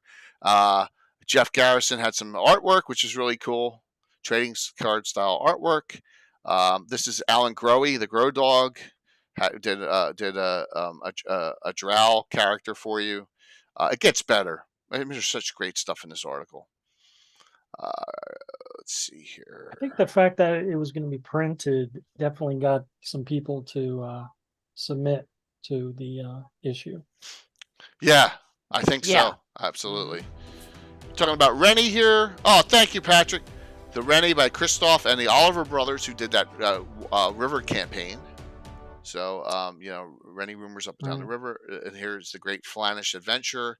And I believe that's on Greyhawk Online, so you can find that too by the Oliver brothers. They go. Oh, there's a cultist comic. Yeah, look, there's Mike's great. What? You know what? I love Greyhawk. What? Are you insane? Nah, I really want to destroy Greyhawk. That's awesome. The Tharsden cultists. Yeah. Come on, it's funny. Viewing figures accelerate to infinite viewers and Twitch. Yeah, I almost did that. Now this cerulean cyst. Carlos said, "I'm going to make an adventure that no one can survive." He did. There's no way you can survive this adventure. Yeah. None. It is insane. But this was Carlos writing, and I thought, isn't this one where the ghost is underwater? It's like it's crazy. It's a crazy adventure. But I challenge anyone to DM this and not kill 90% of the party. And the rest Look at that monster. Yeah. Oh my gosh. A Grell White. Come on. Yeah. That's awesome. There's sword race here. And this is before you get to the underwater part. And there's a Grey Elf Banshee in the water, underwater, way deep. You're just so dead. A 13th level. Carl's like, screw it. I'm going to create something that's going to party. We want a party wiper on this. Yeah. Yeah. See you, man. See you, Phoenix. So Thanks, Jerry man. finally figured it out. It's the Greyhawk Grimoire. Oh, there Randy we go. Richards, Yes. the infamous Randy Richards, put out, I guess, 2 Greyhawk Grimoires. I've never seen it. Yeah, I recall it. It's probably on a 3x5 floppy somewhere out there, but I don't have a copy currently. Then you also have an adventure by Dennis Malden, and that's The Wall. Yeah, man, look at all the great. I mean, and look at the production values. Come on, this is like a really printable magazine, so it's awesome. And here's your I tell you, map the evolution of the OJ is something. Hey, Malden's on. There you go, Dennis. Hey. Amazing Welcome. occasion. Yeah. Yeah, welcome. Oh, cool, Rich. Rich, can you put him in my Discord? Were they on the old Cannon Fire site in the archives? If they are, but still, just if you can place them there, would be great. Hey, there's the first time I saw the Greyhawk Reborn logo. So Greyhawk Reborn is here too, talking about what they're doing, and we're partnered with them in fundraisers and also with Virtual GrowCon. And there we go. And and they're running it to this day. And then, unfortunately, Greyhawk China is not here anymore, but it's in here as well with Shane. It's a shame. I know he's thinking about bringing it back, but he should. But here's the distance chart too. Alan Grohe did this too, which is neat. I like that. Yeah, he did a neat distance chart. Now, who in the campaign? Rich? Did the travel chart? Was that DM Dave? Was that Dave 22 DM 2215? Who did that chart? Longitalis. There's one out there where time distance travel. Yeah, it was. All right. That's what I thought. DM 2215, the killer of Casey. I call him in fundraisers. The killer of Casey. Yeah, it's like, here's $300. All these anti-hero points against Casey. Big Mac. Thanks for putting Spelljammer in that issue. Yeah. So that is the Renaissance. That is the Renaissance. So the OJ has had a big evolution, hasn't it? You know, you showed issue 1, and now you showed this, and it's like, these editors have just keep topping each other, and it's Yeah, we can also see how the software or desktop publishing have advanced over the years too. So yeah. So Anna, pick an article you want to talk about. Or no journal number. We have one little hidden gem in OJ16 that is kind of back in the appendixes. There is hiding a little one at the end. So let's see here. So 16. Yeah, at the back at the end there is an appendix C, the history of Tarnud Silme or something. I can't speak Elven, so it's one, and that is kind of cool. It's a history of Selene. What page? And that was on my list, Emma. On 72. So issue 16. It's a whole article. It's like a collaborative article. But it's in the appendix? It starts out about Q-Land, Here it is. or the Sheldamar Valley, and then, like Anna says, it has an ancient Selene history. Yep. And it has a Dutch Ulick appendix, and the other appendix is by Sam Weiss, and it's like a knowledge. It's an article about what every knowledge in. So Mecca, I don't want to. I'm not trying to blow you off, okay, with the OGL stuff. It's not official yet, but I'm going to say this for everyone out there. I had a schedule change for Sunday night. Okay, let me throw that up real quick, just to so that I don't leave you hanging. Sunday night, Steven Chenault, Controller Games, is coming on with Chuck. Now, we're going to talk about adding Castles and Crusades classes to any Grail campaign, and to mine, we're going to actually add some. But if you notice this little tidbit, plus maybe even some OGL 1.1 chat, all right, and then we're going to talk about it there, because Steven is we're a company Yeah. with a publisher, and we're going to get a real perspective on what's going on, and that'll be Sunday night at 7. Okay. Yeah, just wanted to let you know that I'm not trying to blow anyone off on it, but that's we're going to have an expert on what's going on with this 1.1 who can explain it in the discussion. Cool. Very cool. Hey, trying to keep everyone informed on what's going on in there without getting without being making a lot of guesses as to, because I'm not an expert in legal, but Steven is, so that'll be perfect there. Yep. Yeah, he did Gitano, but we want to know how it's going to affect the Free City of Altamira box set too, right? And all the other things that Anna's doing and all the other things going on out there. So here it is, the history of Tarnussilmea. Yeah, I can't say it either. You can't pronounce it, but I think that's part of the point. But it's an interesting. It has. I might not agree on all the details. I've read it back in the day, but there's cool, and I love to have histories of old forgotten stuff like this, because you can cherry pick for your own campaign, and it's awesome. So I love these. That article has a map, if I'm right, of the Shildamore Valley before it got. Yeah, I think there's a map in there. Okay, hang on a second. I think I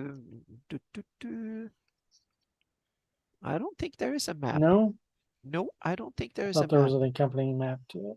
Or maybe it was a company map, but I don't have it in my PDF as far as I can Scott see. Casper wrote part of this. The Temple of Elemental Evil from the Rise of Ayus to his release. Oh, yeah.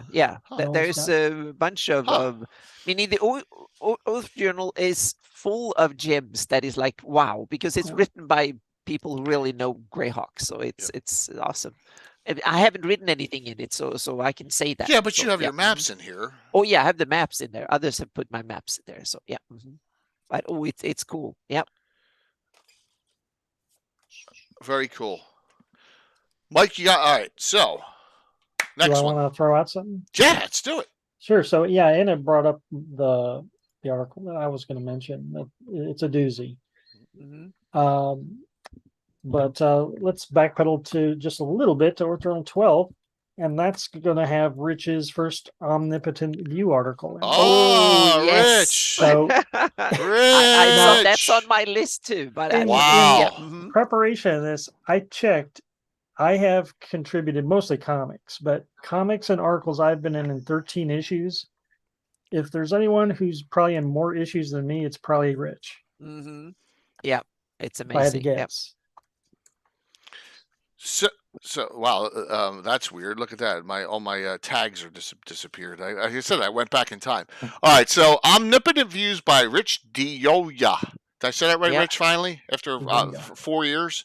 Yeah. All right, and then we got Paul Stormberg's in here too. Holy jeez. Yeah. Every Greyhawk luminary has written. And Jason Zavoda's main editor at this time. Boy, what a just through the history of the community. That's something else. Yep. Don't you feel old, Rich? Jeez. Oh my gosh. This is 2002. It's only 21 years ago. Yeah. I'm older than you, Rich. Don't worry. Yeah. Yeah. Oh, now I remember this. This is the Gary Gygax interview, isn't it? From Paul Stormberg. Yeah. Yep. Everyone, I will be working with Paul Stormberg at GaryCon. I am DMing in the Legends room. I am also doing interviews at the museum Wednesday night with Paul Stormberg. It's going to be a great time. Wow. It's going to be fun. We got a lot going on. Yep. So this is an actual interview with Gary Gygax, which is really cool, in 2002. Lots of cool questions. But let's get to Rich here. Rich's first. This is his first time publication. I believe that's the first. Just your first, Rich? Yes, verify. Omnipotent Views by Richard Dioya. Wow. All right, give us a synopsis, Mike, of this article. I can't even read my own handwriting here. Noob. Yeah. I'd have to open it up again. Shoot. Well, it looks like here it's probably bashing Bagloonish here. Yeah, really.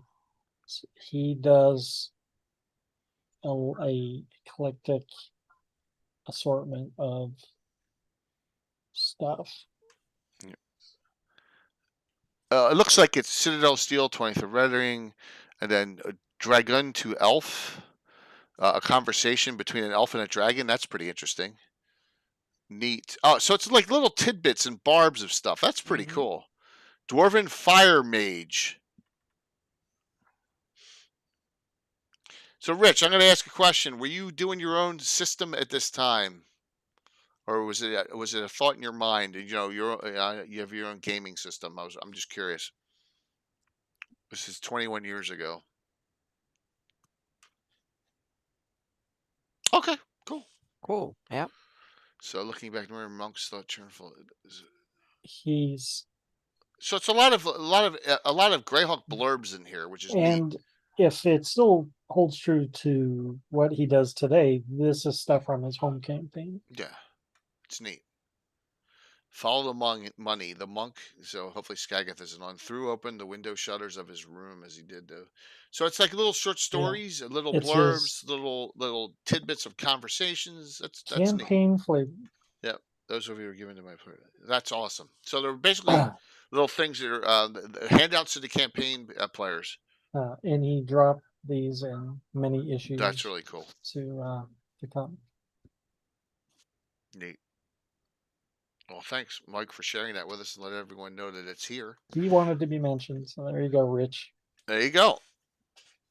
Let's go, for me, newer. Let's mention something Gary did.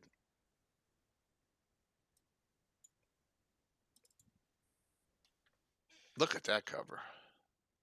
Earth Journal 34, Autumn 2020. Okay. So right around Gen Con 2020. Saint Benedor, Ancient Opponent of the Death Knights by Gary Julian. So we're going to get, yes. I guess this is where it starts. Yeah. Yes. So, hard copy. And you got, once again, we have all supporters here and you know, which is neat. He did a lot of really good things in here, as you can see, showing everyone who's really supporting the publication. Here's your articles. And we got a lot of them. The articles get small. Even look, John from Blue Box has something in here too. Dry steps. Oh yeah, exploring the dry steps. I'll give John some kudos here. He actually wrote something close to all. So this is what I was wanting. Cool. Look at Amy's up here first. Reimagining Urag the Lord by Amy Crittenden. So Amy, you're in here too. David Leonard's in here. Christoph. Les Reno's in here. Look at all these great people. Mike's in here. It's fantastic. Yeah, it's so many awesome. Rich is in here. Stuff. Yeah. Malden's in here. Oh, and it's spell jamming ship too. There. Oh my gosh. See. Oh my bring gosh. this with me and get it signed. Oh, Amy, this is your first Earth Journal article. Cool. So reimagining Urag the Lord. Very cool. Because we all named characters after ourselves back in the day, right? So Guy Gary background. That's pretty cool. Yep. I contributed a comic, of course. Is this Urag from Mordenkainen's Fantastic Adventure? Is that where that picture's from? I think so, right? Yeah. Yeah. Cool. All right, Amy. Very cool. Then we also have David Leonard, A Fistful of Baubles, Skellen's Grad. That's a little story from David Leonard, Greyhawk Musings. And he has a real... I'm linking his channel. Oh, gosh, this is perfect timing. So... Rich linked to this, also, I think on Facebook. I forget, Rich, where you linked it. Was it Facebook? David Leonard put out his Low Road article on his blog. All right, it's got a lot of great content on there. So, yep. Of course it is. Yeah, I don't know why. So you love Malden there, David. I'm assuming because of the spell jamming ship. So, and look, there's Cultist of Theron again. Thursden again. There we go. I love the head suits. That's cool. And here's John Blue Box exploring the dry steppes about Thrycreen. Nice artwork there, and that's by Frederica Draws. Yeah, really cool. Neat. Ecology of Joel, Thrykean of Earth, where the Kreen are. All right, Christoph. And let's get to Les Reno. Good That's old Oblivion Mulder. Seeker. Everyone knows Les has been on the show multiple times. Yeah. The Watchers of the Field, traditional Druidic judgment. So we got, I guess, some Flannis stuff for you there, Anna. Mm-hmm. Yep. Yep. Talking about the Earthland too here. I'm becoming like Rich is taking on the Soul. I'm starting to take on the Flan. The Flan and the Elves are my two favorites right now. So yeah. I'm still trying to get to the article I wanted to. Yeah, the Flan for my current campaign and the Elves for the next campaign, so to speak. So Elves. Oh, look at this! You have a second one in here, Mike. You have wow! two in here. Yes. You call you Heidi Peak. That's awesome. Oh, but I love your Thuriston cultist with the purple. It's so cool. That's so those are my cheating comics. It's the same art. I just from the earlier ones, you just combine them and color them a little bit, put the text in. It's the same art. Because I've been lazy. The only thing that is not improved in Oerth Journal is my art.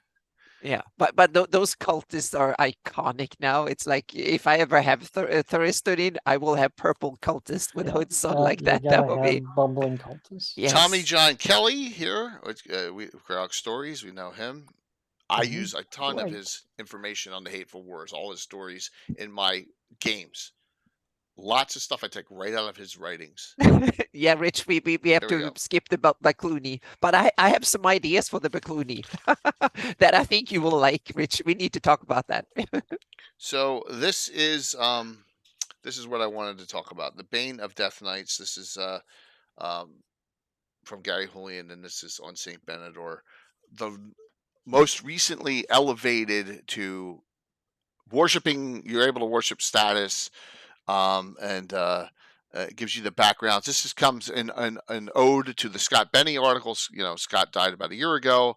Saint Bane, Saint Kargath the Death Knight, all Elidor, all of them come from the original. And this is kind of an ode to with Saint Benedor that Gary does on his history and background. And the reason I love this so much, when this came out, I immediately made my specialty priest of Saint Benedor, who's in our campaign now, and we have like 3 or 4 of them because everyone loves them so much. It's growing. Yeah. So, and I took right from this and from this article with the discussion on all the stories in here, and read it, and then created my specialty priest off of this. So, and it's a great article on it. So he's got his abilities as a deity. I guess he's a hero. Is he a hero deity or a demigod? Or a saint? I always forget what he's considered, and it talks about this right here. Saint Benedor really cares. So I'm not sure which one he is set at. Which is the same. They're all the same to me. Same power, quasi deities, saints. They're all right in the same level. But yeah, and that's why I love this one so much. And look all the great people in this Earth Journal. It's fantastic. And here's Rich, Omnipotent View again, Forging of a Man. So, and Rich is still going strong here. Oh, Rich, you only did 2 pages? Come on, man. Yeah. I don't know Robert Guy. Training in the Scarlet Brotherhood, Tessa's Metal. That's neat. That's a neat idea. There's so much to mine out of this to use in your campaign. Even a spelljamming ship from Malden that David Big Mac is loving. So look at that. With art and everything. Whew. That's a 3D model of Earth. Oh, that's cool. Who did the artwork? Yeah. Dennis, you do the artwork? Oh, he limited. He wanted short. He wanted shorter. Okay. Which I was just kidding. Yeah, that's awesome, Dennis. That is really awesome looking. Attaboy. Really cool. Okay. Mike, you're up. Oh, right. Article? Let's talk about a new issue. Let's talk about Oerth Journal 22. 22 is a favorite. There's an article in there. This is a Rick Miller era issue. It's also the last issue that I'm considered the art director. Yay. handed that title off to some actual competent Okay. people. But no, there's an origin of the twin cataclysms in there that Malden did with Rick Miller. Oh, okay. And there's a lot of good articles I like in that one. This is the one this one I think in 3 is the ones I was struggling over. Well, Brian Blumklotz is doing stuff in here too, which is cool. Yeah, you see, I'm probably a little more biased. I mean, while I like 3 because it's an all-star cast, I'm a little biased towards 2022 because it has a lot of people that I know personally that I've chatted with and worked with Right. in that era. And you got the Hungering. And I have a comic in there. Oh. Awesome. We'll take a look at Yeah. that.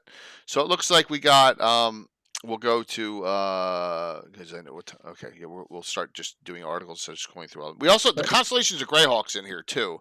And I know that's a big one for a lot of people. And that is incredible. All right, let's go to that's that. the type of article I wish I had thought of. Yeah, let's go to that 34. Constellations, wow.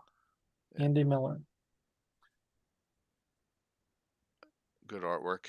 And Ed Healy does a Backloonish Delights article. He thought he would take over from Eric Mona there, and so he did a Backloonish article. Oh, cool. So, and this The Divine Slot by Sam Weiss. Sam has 2 articles in that issue. He also did an Ancient Elven Kingdom. Anna. He does nice. The history of the Elven Kingdom of Astronix, which includes the Audrey Forest. And we got a ton of constellations in here. A ton of constellations. And now that I'm like running a Spelljammer campaign, I'm thinking to myself, okay, I need to use Malden's article. We need to use his Spelljammer that we just mentioned. I need to use the Constellations article. These are articles that I wouldn't not have thought of using back then. Yeah, but yeah, he clearly did his homework. Yep. That's kind of typical for articles in Oerth Journal. Yeah. They're really well thought out in general. The Elven Kingdom Astronix, there's that by Sam.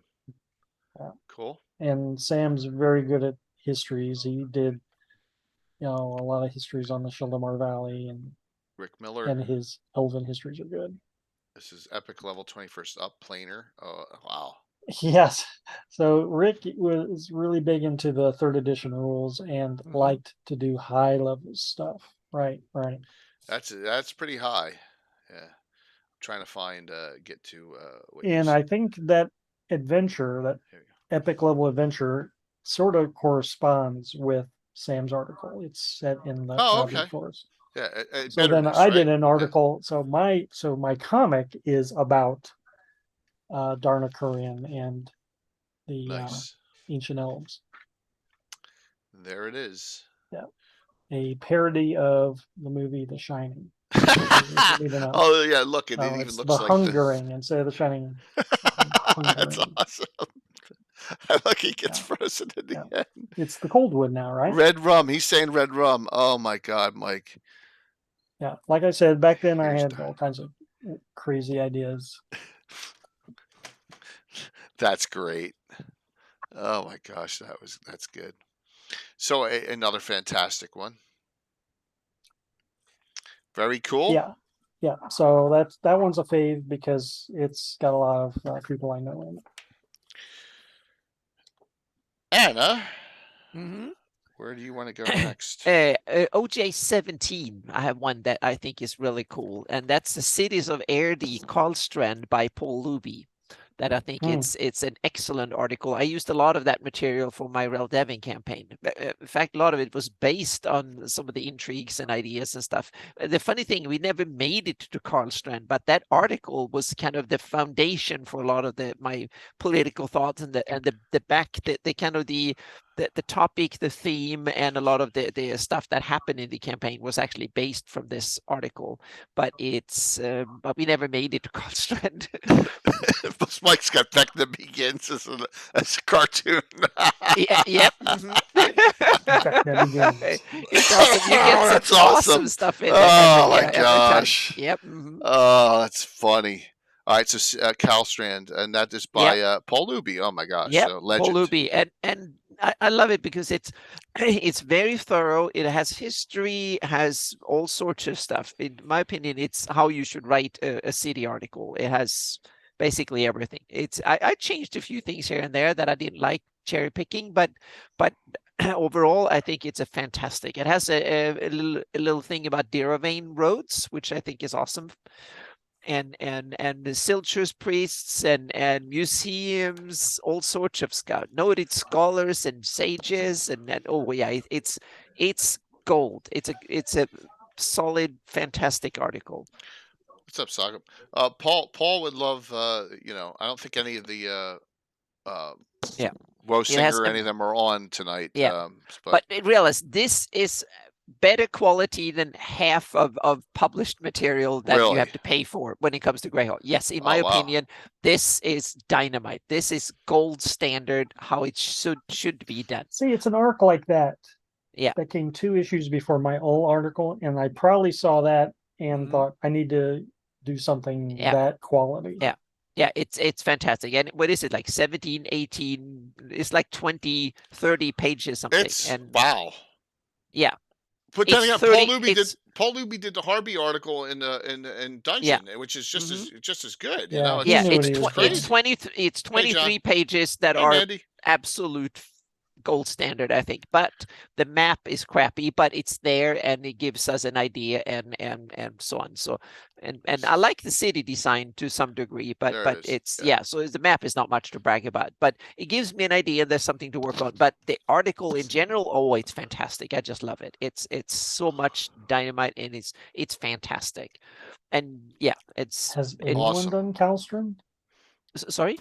Today, has anyone done follow? Katiara, thank you for the follow. I don't think we have done. I think this is the only information there is on Karlstrand. Turn.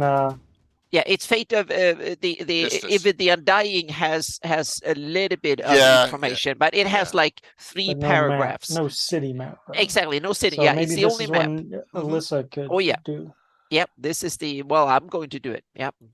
It'd be good to compete. Who gets there first? Vecna begins. No, it's Mike, good. You've outdone yourself. Yeah. You got Donald Trump in this. Yeah, I was. Oh yeah, I just wanted to say that I would love if Alyssa does it, but if she does, I will inundate her with material that I want in there. So yeah. Okay. Sorry. Yeah. That's awesome, Donald. So, what year is this? What year is this one? This is before he's president. 2005. That's funny. Yeah. Gosh. Zolfus is the guy of money. Vecna begin. Oh my God, Mike. Yeah. Oh yeah. Oh, there's Rick. We've been really going over a lot of your stuff, Rick. Awesome. Oh my gosh. And showering.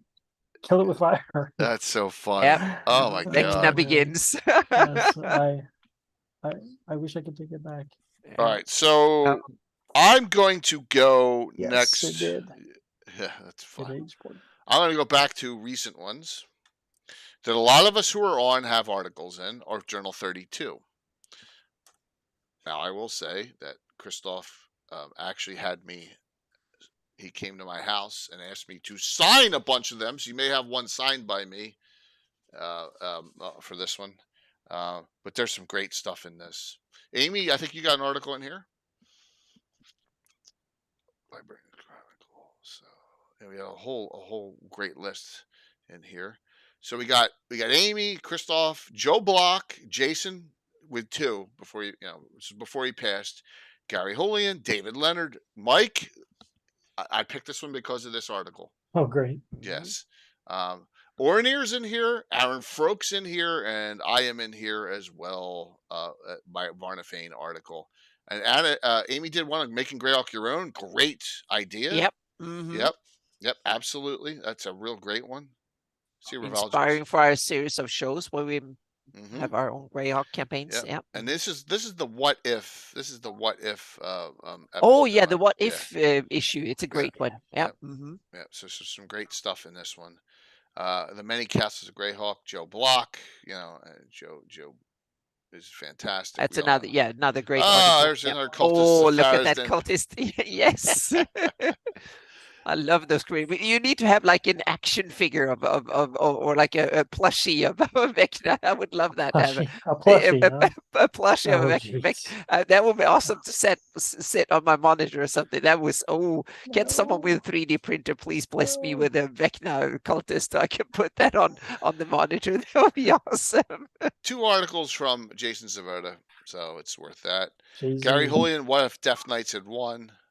Yeah. That's cool. I love Gary. nice. Thank you for that article. That Yeah. one, I just love that article. It's on my list Yeah, it's here cool. on things. So you got to it. Yep, that was on my list of articles. Yep.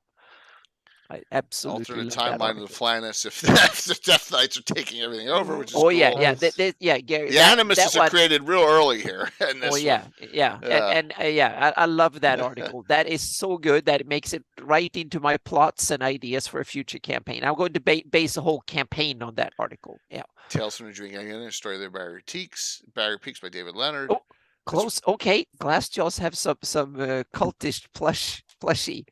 That's awesome. Oh wow, that's not too bad. Thank you for that one. That's a good one. Really cool. That's a good one. That's not bad. What if Vatun appeared in the Great Wow. Wars never happened by William Henry Yeah. Dvorak? Another good idea. A lot Yep. of people don't like the Cultist wars. plushie. Here we go. What if the Scarlet Brother never took over? Well, in Mike's campaign and mine, it Yep. didn't happen here. So that's why I like this. It's a good one. Yep. Yeah. It's canon in our campaigns. It's canon, yes, absolutely. Right. It is absolutely canon in mine. And you got your fleets in here too, which is really great. And a lot of named characters. This is fantastic. If you like the Sea Princes or Sasserine or Keeland or anywhere down there, this is a must. Unlike my old articles, a lot of my Sea Princes writings have been gameplay material. Yeah, absolutely. Just spiffed up. Truly. And lots of great detail in this. I mean, it goes on and on and on, all your fleets. It also talks about other navies too, there, which is good. So you get an idea of So I have a big old South Seas map that you guys see on this channel a lot. That map probably preceded a lot of these articles I wrote, but I was doing a Sea Princess campaign, so I needed to know about all the navies that are on the Azure Sea and beyond. It wasn't enough just to do the Sea Princess. I needed to know where they stood in relation. And then we got some creator spotlights here. What if a major artifact in Age of Despair? This is Tom. He moved from Belgium to New Zealand. Yep. History of the Wild Coast. This is Aaron Froke, who has some of the great maps, which is really cool. I bet he has some interesting campaigns. Yeah, definitely. And here's a neat Aaron Froke map here attached to this. And then lastly, in this one is mine on the 6 axes of Varnafane, where it's just mentioned in From the Ashes, and then I run with it and do all the story. These are all true stories in my campaign. This is all my campaign stuff. 4 of the 6 axes are found. You've probably seen this map too with my shrine and where Varnafane is, and and it goes over details all of them all. And the powers that they have, and so this is a good place to get some magic items. I think it's such a great Earth journal for for all the people involved in that one. All right, so what we got? We got 36. Let's roll through each one more good article we all have. Go ahead, Mike, you're up. Okay, so now that we got Rick on here, let's go to the Oerth Journal 23. He has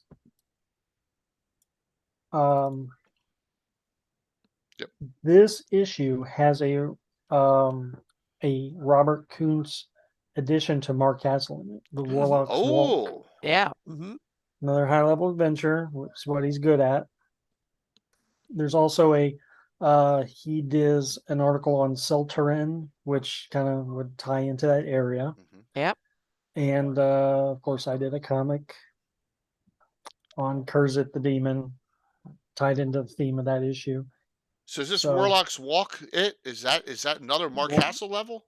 That's another level of Mark Castle. Yeah, because we got the cool backstory with Eric on how that came to be, so to speak. And here we got, and now that was probably additional material or something that we got. So this is, yeah.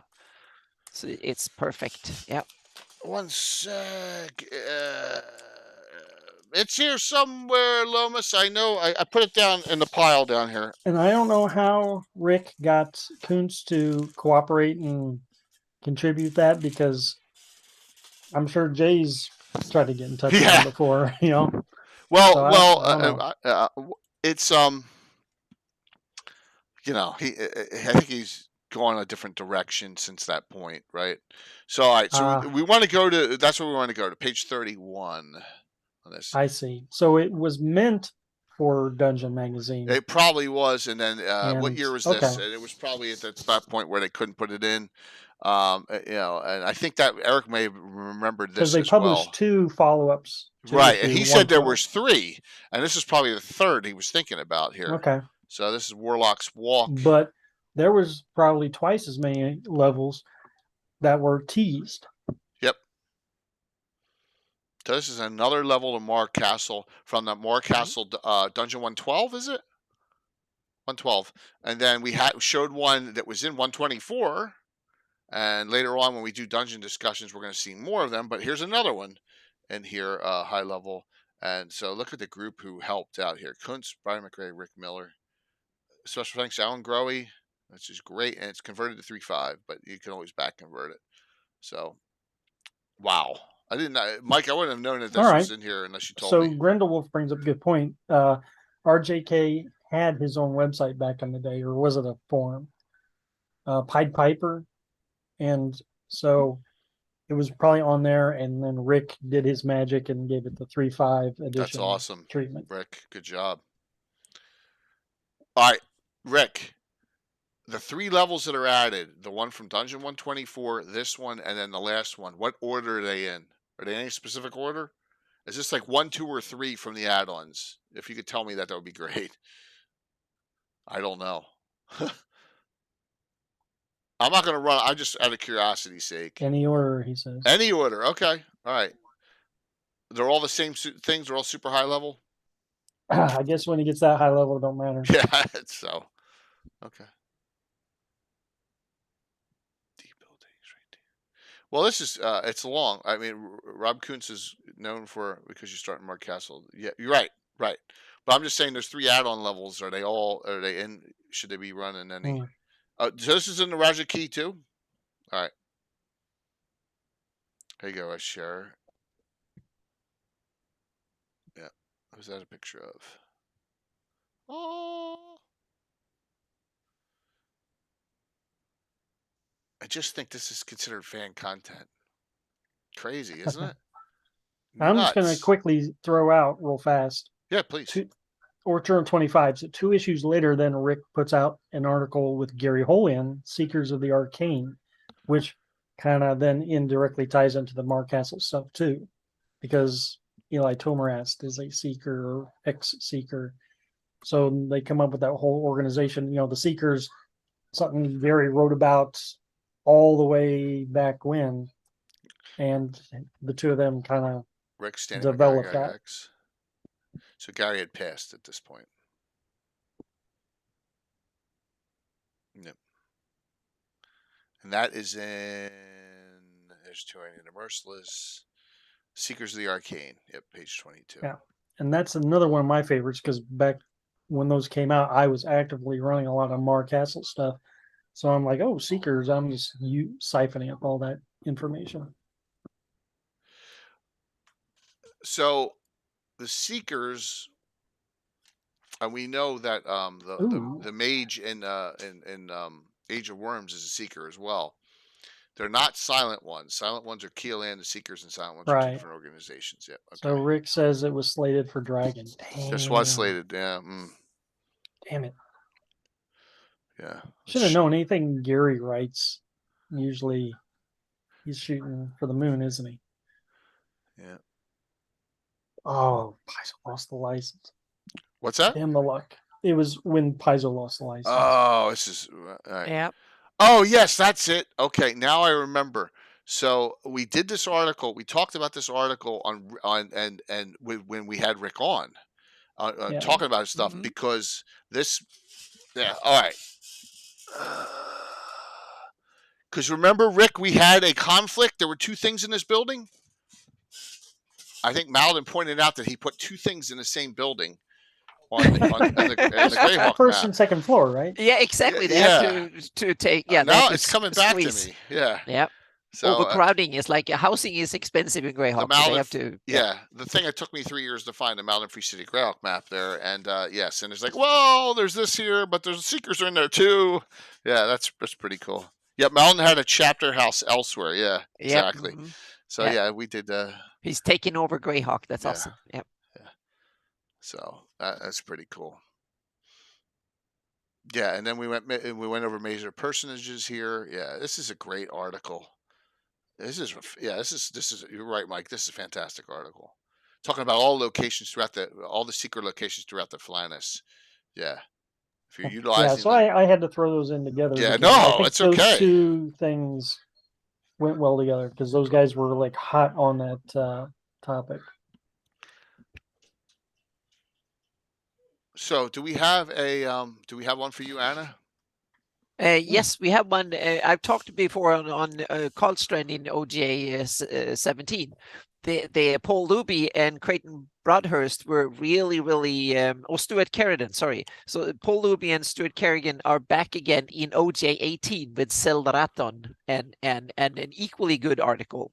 I don't think maybe it's not that extensive. I think it's about the same quality. Yeah, it's 20 pages or. So it's not. It's only 15 pages, but City of yeah. Steel. Yeah, so it's not as extensive as Karlstrand, but it's as good. What's there, it's equally good. So it's and yeah, so it's awesome. So yeah. There we go. The former capital of South Province and now the administrative hub of Alyssa. So we got another city done up real well. Yep, absolutely. You got some stuff in this one too, Rick. Cranking it out, man. All right, so we got data that you can utilize here if you're doing any Great Kingdom adventuring, South Province, Alyssa adventuring. Yep. Like you said, our Brit friends they crank it out, man. Yeah. There's a map that's sufficient, not great. Exactly. No, but it's a map. It's a map. It's a start. Yeah. It gives you a rough idea, and that's all you need in the rough. So again, ideas. Another great city article. Now, dummy me. Write-up. Yep. My last article, I forget what Earth Journal it's in. Oh, okay. And there you go. that is the Washtree article in Earth Journal. And is it 8? Anyone remember? Washtree. There's an entire thing, and I based my Washtree Specialty Priest on it. Oh, I read that one. Hang on a second. I read that one today when I skimmed it. But I'm guessing it's not 8. Yes, it is. I guess correctly. Yeah, I was going to say it's one of the early ones. Yeah. I didn't even. I skimmed through it and I didn't even realize it was yours. And it's awesome. Yeah. Yeah, by Russell Timms, Washtree Hopping Prophet. So what I did here is I once again great information to start. Took this and took the Roger Moore article on Washtree, right, from Dragon, and then did all the spell level, the spell spheres and stuff, and I came up with the specialty piece of Washtree I use. Now I've also made my own spell, which a lot of you, it's in Horror in the Holes, right? The Washtree spell I did, but a lot of the abilities are taken out of, utilized from here, and there's some good spells in here. Enchanted Glaive, they got some neat names to them. But this is a cool article, and there's a lot of start points in for deities to make specialty priests. Also, if you're a second edition style like I am, we already saw Jormies in here, Tritharian, Heronius. They're all in here, so you can actually build off of them, and that's why I like. I actually like Earth Journal 8 for that, and that will close it out for me. And look. This is the first, just like anything else, this is the first, right? We're going to go and we're going to highlight some of these. Maybe that one, yes, the Washtree's Blessing. That's a from scratch one for me, Kurt. Yes, that one brutalized our paladin. Yes, it did. Yeah. And Horror in the Holes. Yep. I had 2 more articles on my Alright. list that we didn't go. I'm going to mention them quick. In OJ20, there is one Morgensthaler by Casey Brown. If you're interested in a cool big red dragon, that's the one to go for. And another one that I think is really awesome that ties into old lore and I think is cool is in OJ20 as well. The early history of the Velvet Diva and the origin of St. Cuthbert. Okay. And look, Mike's in here too. These question 3. Yep. Does that have to do It's with a comic. yeah, is that busted? Holy Grail. Yeah, the Holy Grail. That's yeah. Yep. Yep. Yep. You got it. Awesome. Yep. Oh my God, Mike, that's awesome. The Yep. Compendium of Mike. Neat. Probably. Yeah, Morgensthaler, Casey Yeah. throwing it in Ooh. there. Yep. It's good. Statted out Morgan. So what we will do, we'll highlight a couple of different ones like we have done, but we'll go back even if we repeat some of the articles and we'll get guests on from those in the future. How's that sound? Sound like a great idea? Yeah. Keeping things rolling here. So now lots going on. Oh, Lots yeah. of stuff. Remember, once again, the OGL, we're going to talk about it Sunday night a little bit with Steven Chenault, but we don't want to get into the weeds on it because we got what's happening in the community is great. A lot of these companies are like, I don't even need the 1.0 anymore. I'm just going to get rid of all the OGLs. We'll talk about that Sunday because we'll tell you, Troller Games is going to tell you exactly what they're doing, and it's all good. So don't worry about whatever the heck WotC has project. Don't worry about it. Seriously, good things are coming, and that's what I'll say. But let's hold that off till Sunday. So so let's do some shout outs here. Then we'll do the giveaway.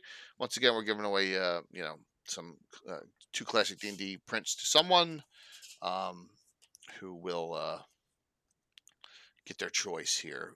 Mike, anything you want to shout out tonight? What's going on? Oh, I mean, I got an article.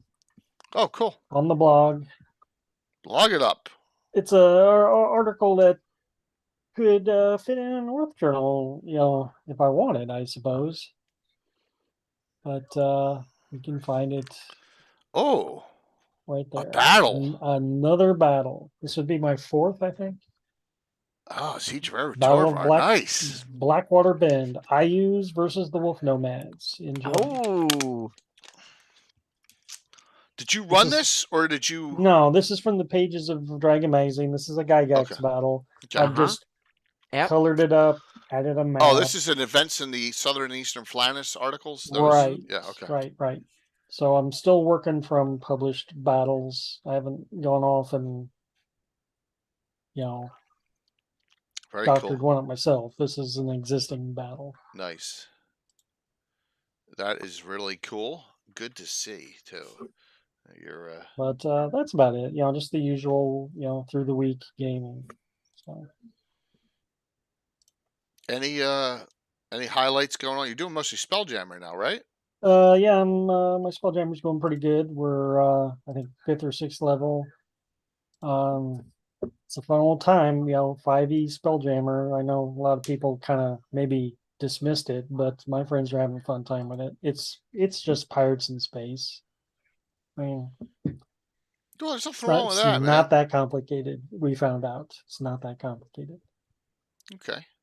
But maybe the complexity is what was lacking for some.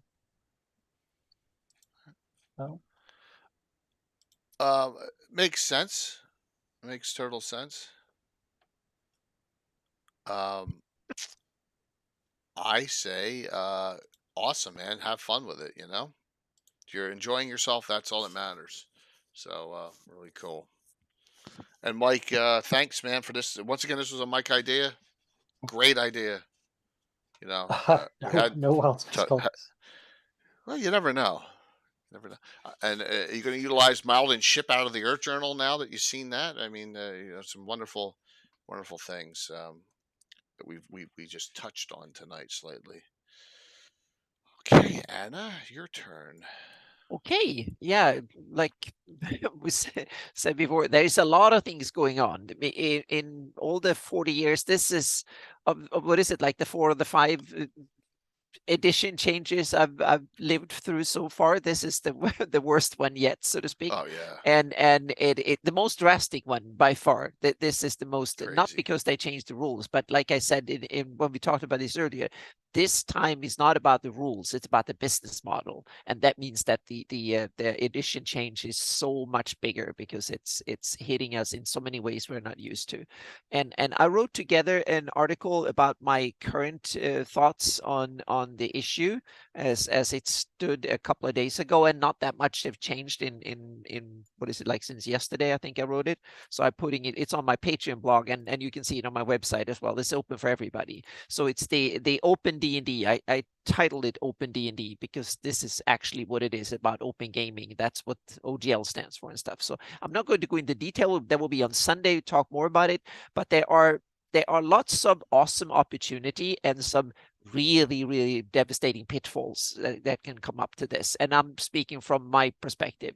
This might be some of my biggest career opportunities that I would ever get, might come out of this, but it might also be some drastic problems for the Greyhawk community as well. So it's a lot of things that can happen that are positive, and some really bad things that can happen, depending on, we don't know yet what will happen. So it's we only speculating so far out from what we're having, but it's, yeah, so that's what I'm going to say. But there's, I can say from the more on the working front, I'm rendering the Altamira stuff is coming out now, and it's up to 1,482 files right now, and there's more coming. So yeah, so the, meaning there's all the masks, all the stuff, and that's the now 3,600 square miles of area around Altamira. So it's southern Cowerwood and southern Celine and Sus Forest and stuff at 5 feet per pixel. I've already, before I even assembled it, I found some little nooks and crannies and cool stuff that I want to turn into things. So this one, hold on to you, the horses. This one is going to be awesome. I can already see that. I've only seen the raw stuff. This is going to be awesome. This is my best work by far, by far. This one, I'm really happy with it. My Shieldland stuff was the first test area. This is the first that had gone into production, and damn, it looks good. So I'm really happy, and it's just the beginning, so to speak. So it's cool. So I'm really, yeah. So it's coming, and I have a whole bunch of other stuff ready to go, so to speak. So to render, I've done a whole bunch of areas. So yeah. So even if Wizard of the Coast shut me down in a couple of years, I will have done a bunch of stuff before then. So it's good. Yeah. Hootie's was a site from the 90s on the Greyhawk web ring. Yep. I always wanted to, I love that site. It was, he had the Temple of Elemental Evil picture on there. It was really cool, and they had music and everything. Yep. So there will be, I will do a mapping live stream on Friday night, like 6. It will be 6 Pacific, 6 p.m. Pacific. So well, Linda and me at least, we will see. Alyssa might come on, but nothing confirmed yet, so to speak. So we'll see what I will work on. It might be Photoshop doing stuff like that, or it might be Raw World Machine. We'll see. I will. We'll see when I get there, so to speak. So but there will be stuff working on. So there is huge progress behind the scenes here. So it's a bunch of stuff, and I also have a lot of other stuff. I'm going to work on. Hopefully, I can get out this week my version of Furyundi. And a short little write-up of the changes, the general changes I made to Furyundi and stuff for my own campaign that might inspire others to make changes or cherry pick from them. Awesome. Yep. So there's a ton going on. Yeah. Oh yeah. Sound like Anna. There's a ton going on. Oh yeah, it's crazy. I've been in Zoom calls and talked to people, and it's crazy. It's crazy, and like Eric said before, it's like he had never talked to that many people in ages. I have like 1/10 of what he has, but that's enough to keep me busy for a couple hours a day. So you want to see some badass 3D print pick minis? Here you go. I mean, this is just like 1/10 of what Bill's done. So this is a fight going on right now, an imminent attack for tomorrow night, and just where they've taken this area here, but now they're starting to get overrun by elite wargs on direwolves. But that's where we stopped last night and last week, and that'll be tomorrow night. Remember, we got Gamescape 3D and Reaper miniatures giveaways tomorrow night. That'll be Thursday. Thank you. Thank you very much. And that is Thursday. Then Saturday and Sunday. I don't have anything special going on this weekend. It's main football weekend, so I'm not running anything. But we got stuff for the next couple weekends coming up. And then here's the so Sunday night is a gab, and this just came together today. So what we're gonna do is, I see the writing on the wall with OGL 1.1, and I think it probably is not going to affect anything that I do, but Troller Games has a huge amount of classes, custom classes, and we're going to talk about implementing some of them into Greyhawk, into your Greyhawk setting, whether you're old school, new school, or whatever. And I'm actually going to put some into my campaign myself. And Steven Chenault will be on, and Chuck Cumbo and Anna, maybe one or two of my guys as well, and Cool Moose. And then Stephen will give us some insight on what's going on with the OGL. Yeah, it's a good book. Gitano, got a lot of classes in it. So and that'll be on Sunday. And then beyond that, special events coming up a week from Saturday in the morning. I have a BattleTech for beginners with the Prayers Rejects, 4 players. That's Saturday morning, 9 a.m. on the 21st. Okay. The Saturday after that, the Slav Squad will returns on January 28th, 6 p.m. Full crew. Special guest is not finalized yet. That is going on as we speak. I'm working on that, and that'll be a fun game. They're all scared because they know I've seen all those Sean Reynolds monsters from the Living Greyhawk Journal Gazettes, whatever, and they're scared I'm going to throw some out, and I am on them that night too. And then Legends, like I said earlier in the broadcast, there are all the channels involved at the bottom. All the sponsors are confirmed from last year. I'm trying to add more, but we got Larry Elmore, Prince coming, Reaper, all of them. They're all Shoulder Games are all participating, and we got a ton of great big names participating. I'm trying to get even more.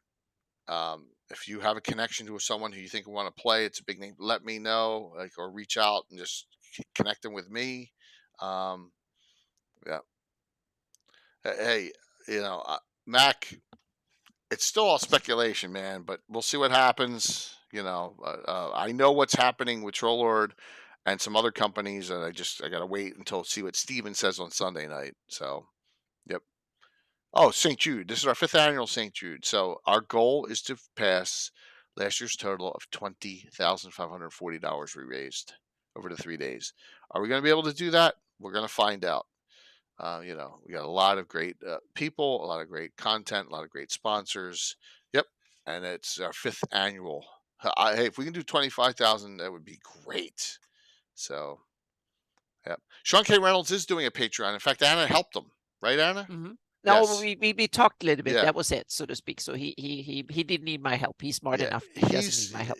He's posted stuff. He's doing a Patreon. It's definitely coming very shortly. Mm-hmm. Yeah, yep. Absolutely. So I'll give you more details on this and the Tiltify link and all that as it gets closer. We're still 5 weeks out on this, so let's not. Legends is coming, but it is coming. Yep. They're all going to Lomas. There's a lot going on. Lots going on, and we'll find out. I'd rather someone who's really involved in negotiations and behind the scenes like Steven talk about it than me speculating on it. Mm-hmm. So that's what we're going to do on Sunday a little bit. Not the whole show, but a little bit. So that's what's going on. I don't even know who I'm going to raid into tonight. I'm like, who the heck? I may raid.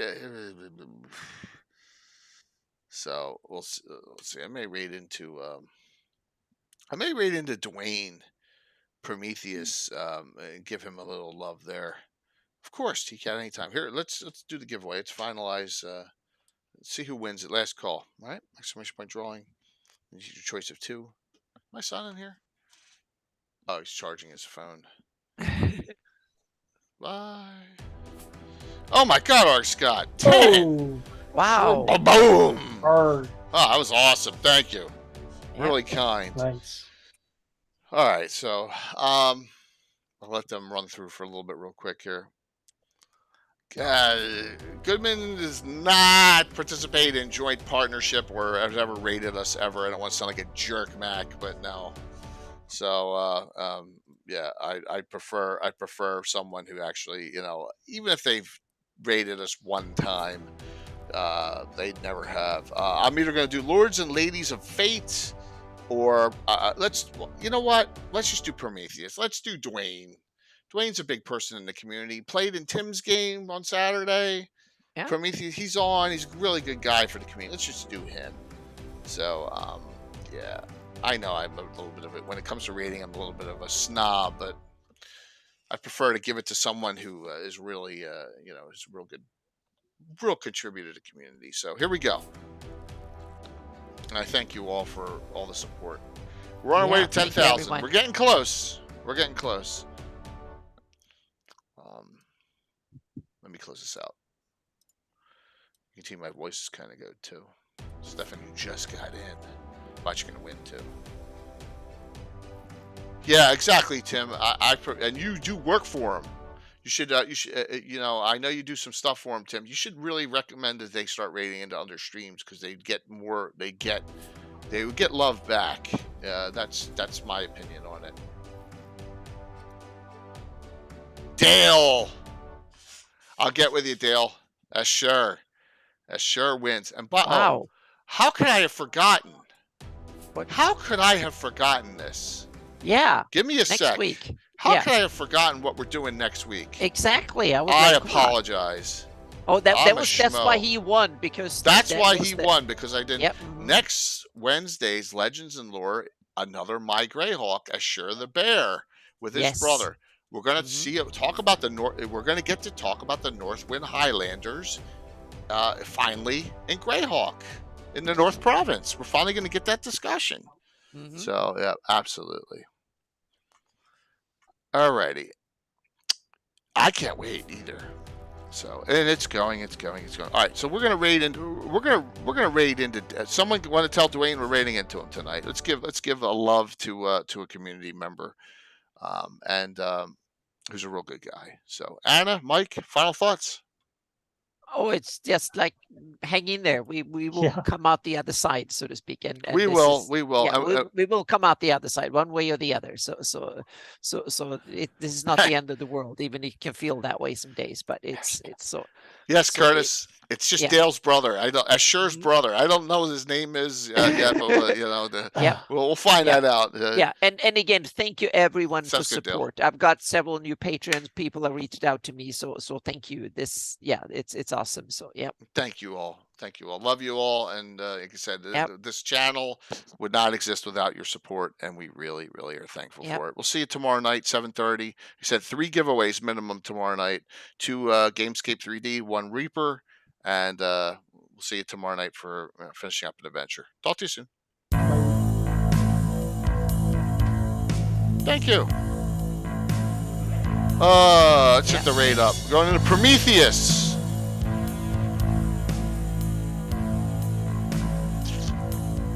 Two away from 500.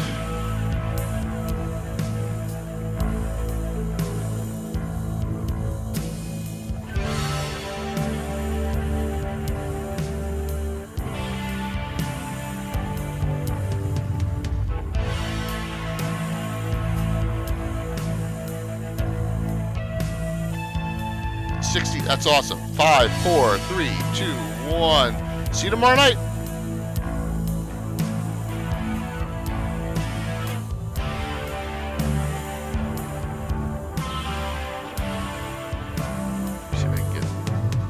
See if he even notices.